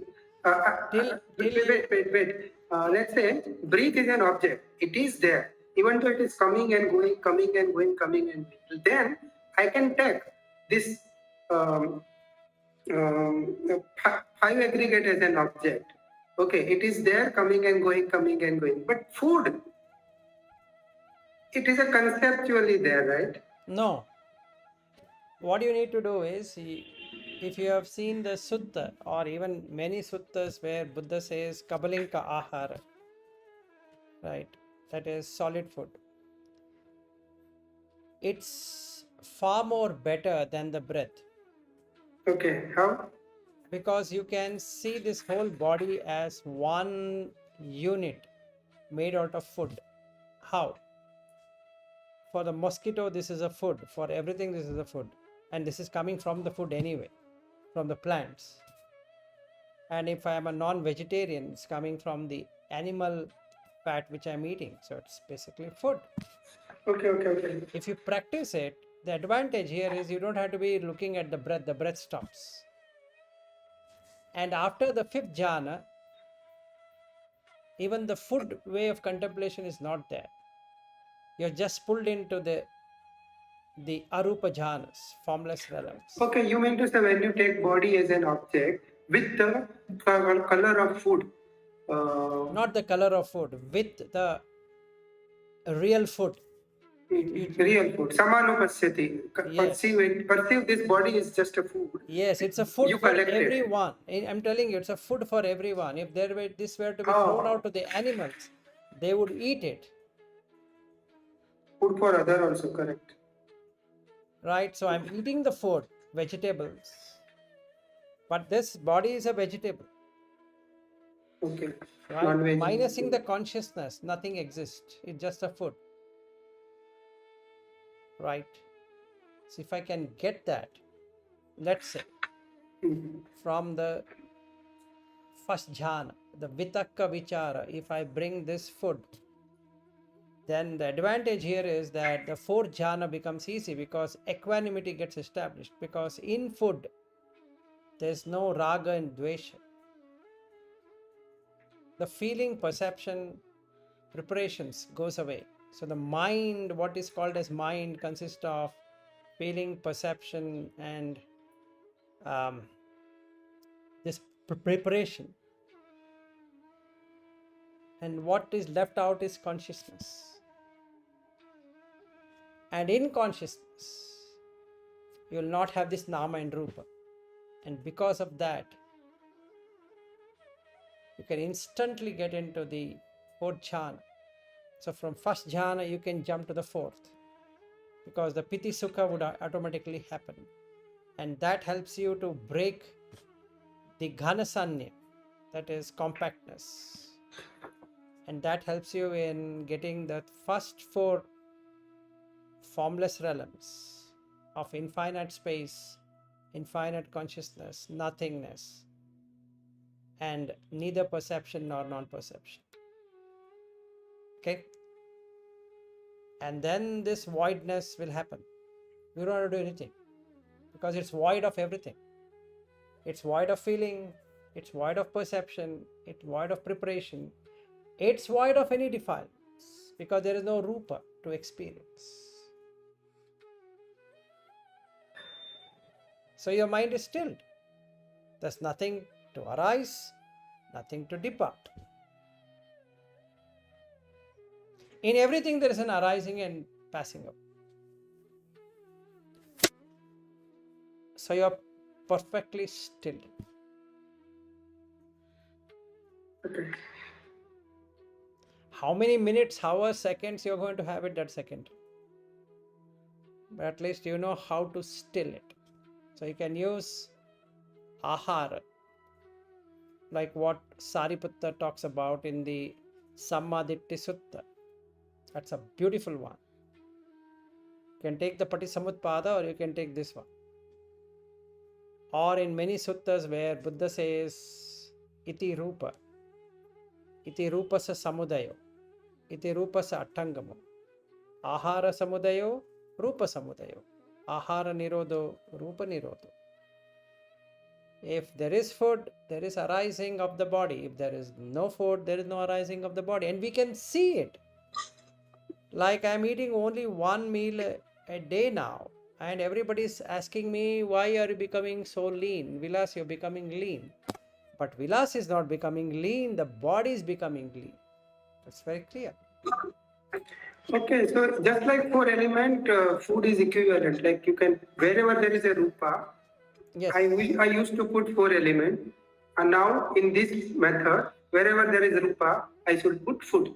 Yes. Kabalinka ahara. Okay.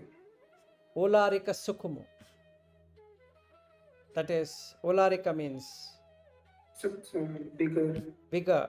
Sukuma is smaller. Okay.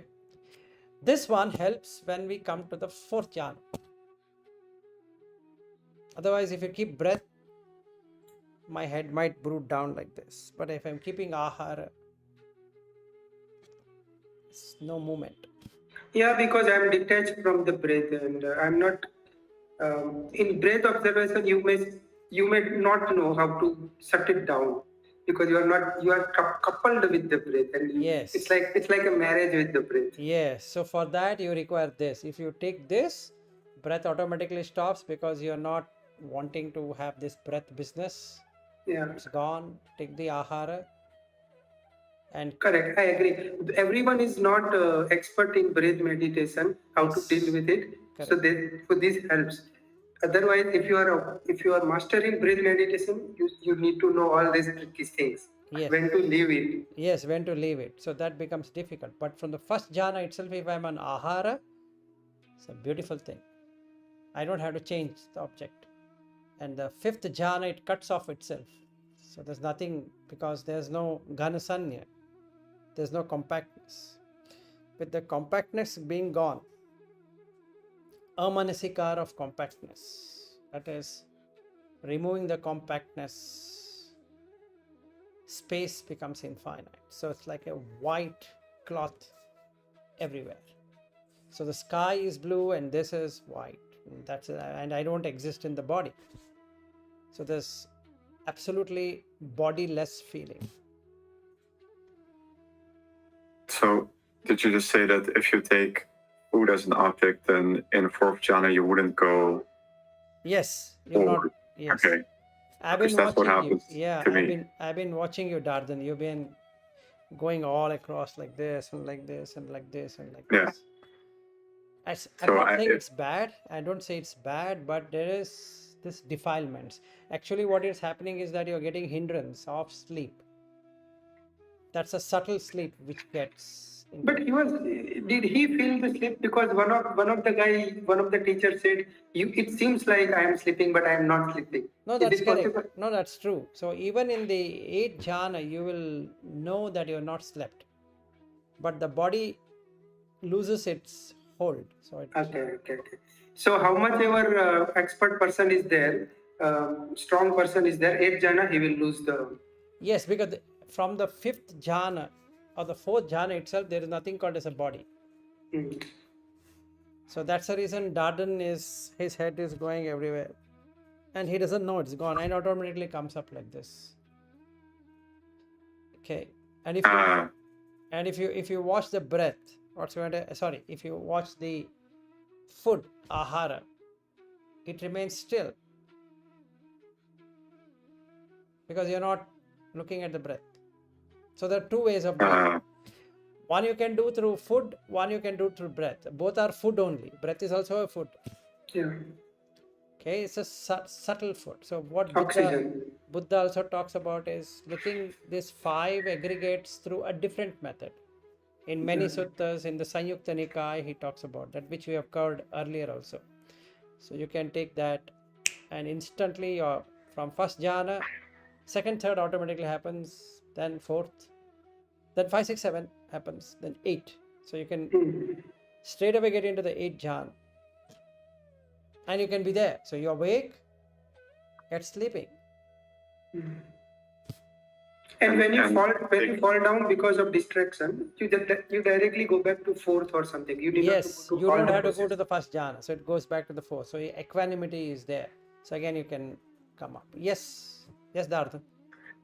Yeah, so if you take food as an object, that is the whole body that you're taking. Yes, you're taking the whole body. Okay. It's a complete body, right? This whole body is made out of food, nothing else. So you lose that attachment of the body itself. That's the whole idea, right? To get into the Arupa jhana, you shouldn't have this hold on the body. So you let go, because it's not your food. It's just a food, and the food is there, and it's growing. It's not my food to grow. And is sankhara also a food? That's like a... Yes, sankhara is also a food. Like when it looks at the 4 kind of foods, it says kabalinka ahara, passa ahara, mano sanchetana ahara, that is the sankhara.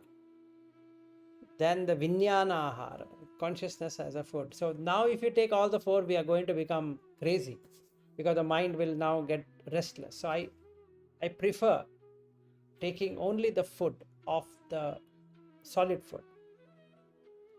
Other 3 automatically happen, so I don't have to do anything. Because I do find it helpful sometimes to take the sankhara as the food and to... Yes, it is. It is a food. It is 100% food. If you are able to understand sankhara, it is a food for future lives. For the current life and the future life. What we are doing is we are only doing sankharas. It's a abhisankhara what we do. That means we add things to what I want. So it can be mano sanchetana, it can be chakku sanchetana, then it can be ghana sanchetana, jivha sanchetana. So all the 6 senses have sanchetana. I intend to do something about it. So basically to possess the object, whatever I'm seeing, whatever hearing, tasting, touching, smelling, and all that. That's a food. But that is a subtle food when compared to this food. So if I have a proficiency of doing sankhara, then I can go from the first jhana itself and looking at sankharas, and sankharas will break up. Like etan santan, etan panitan, yadidam sabba sankhara samato. That immediately happens. The samatha, the tranquility happens. So instantly you get depossessed by this sankharas. There's no possession. Sabbupadi patini saggo, tanhakhayo. Because the sankharas are not there, there's nothing to crave for. Like, okay? Tanhakhayo, virago. So you have given up, dispassion. Nirodho doesn't arise, ceases. And you are in nibbana, which is equivalent to the voidness, what we spoke about in the ninth jhana.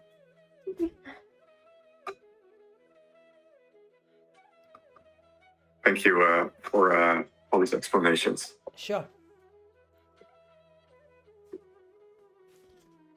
So the sutta where I have referred is, I will send you that on the WhatsApp. It is AN 9.36. If you're interested, you can go through it. A very interesting experience, you would get it. And Yeah. it is Vibhanga 12, but unfortunately that is in Pali, but there is somebody who has translated to English, and there's no correlation, but you can read the English thing in the VB12. If you go to suttacentral.net and give VB12, you will get the English one. Just go through, it will tell you how to establish jhana.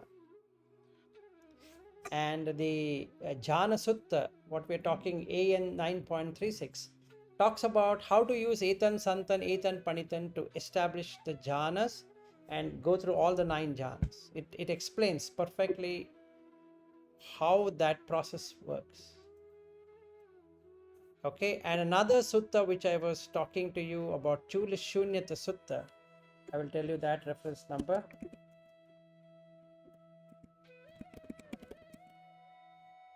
That would be Majjhima Nikaya 121. So AN 9.36, VB 12, and MN 121. And even on the YouTube, there is a series of 4 to 5 Chula Sunnata. Yeah, that is there. You can search on the YouTube. Yeah, that I have done it, but then it doesn't matter. Now you can take it from 5th jhana onwards. How you can look at, he gives example, what to remove and what to add, what to remove and what to add. He starts with the first jhana, what to remove, what to add. Second jhana, what to remove, what to add. Chula Shunyata Sutta gives you a practical insight into getting into the jhanas. This doesn't talk about ahara. There's another way of doing it. So Buddha goes in different ways to explain the same thing, because there are different kind of mentalities. For one guy, this breath might be useful. For another guy, ahara might be useful. Another guy, sankhara might be useful. And another guy, something else. Amanasikara and manasikara of that might be useful. So, can choose. So just go through it and we can discuss next time when we meet. And this the basic idea of sutta is that you'll get confidence that what you have experienced is exactly there in the sutta. So, I mean, I might hallucinate. I think I experienced this. No, it's there. So that gives me that confidence. That gives me that faith. Yeah. So when shall we meet next time? You tell me. I'm always ready for Dhamma anytime. So you just have to ping me one day before, let's say. So we can have 3-4 hours of what we are doing now. We can do another session on jhanas. Okay. Then I guess I'll let you know a day before. Yes, one day before, and some more people would like to join, like Sachin and many other people. They can also join, and we can all do it together. Yeah. Because I would have time next week already, for example. Sure, we can do next week. Next week, I'm not going to the office, so I can do it. We can do it after 4 p.m. India time, which will be in the mornings and the afternoons for you, so we can do it. Yeah. Okay. Good to know, and thanks for leading this meditation. Sure. Yeah. And also nice meeting you, Sachin. Yeah. Vilas, we will not meet tonight. We'll meet tomorrow 4 o'clock. I'm very much comfortable with 4 o'clock. Okay, no worries. And And today, if you are busy tomorrow, Yeah, day yeah. after tomorrow. Tonight we don't have to meet because I already covered the Chula Shunyata Sutta for you. So No, my question was on time. your time. Okay. So then we will meet tomorrow. Not an Yeah, issue. tomorrow. Yeah. Okay, all right. Good day or good afternoon to Okay. you, Dardan, Yes. and good evening, Sachin, and we meet Yeah. again. Okay. I guess. Thank you. Namo Buddhaya. Bye. Thank you. Namo Bye-bye. Buddhaya. Bye. My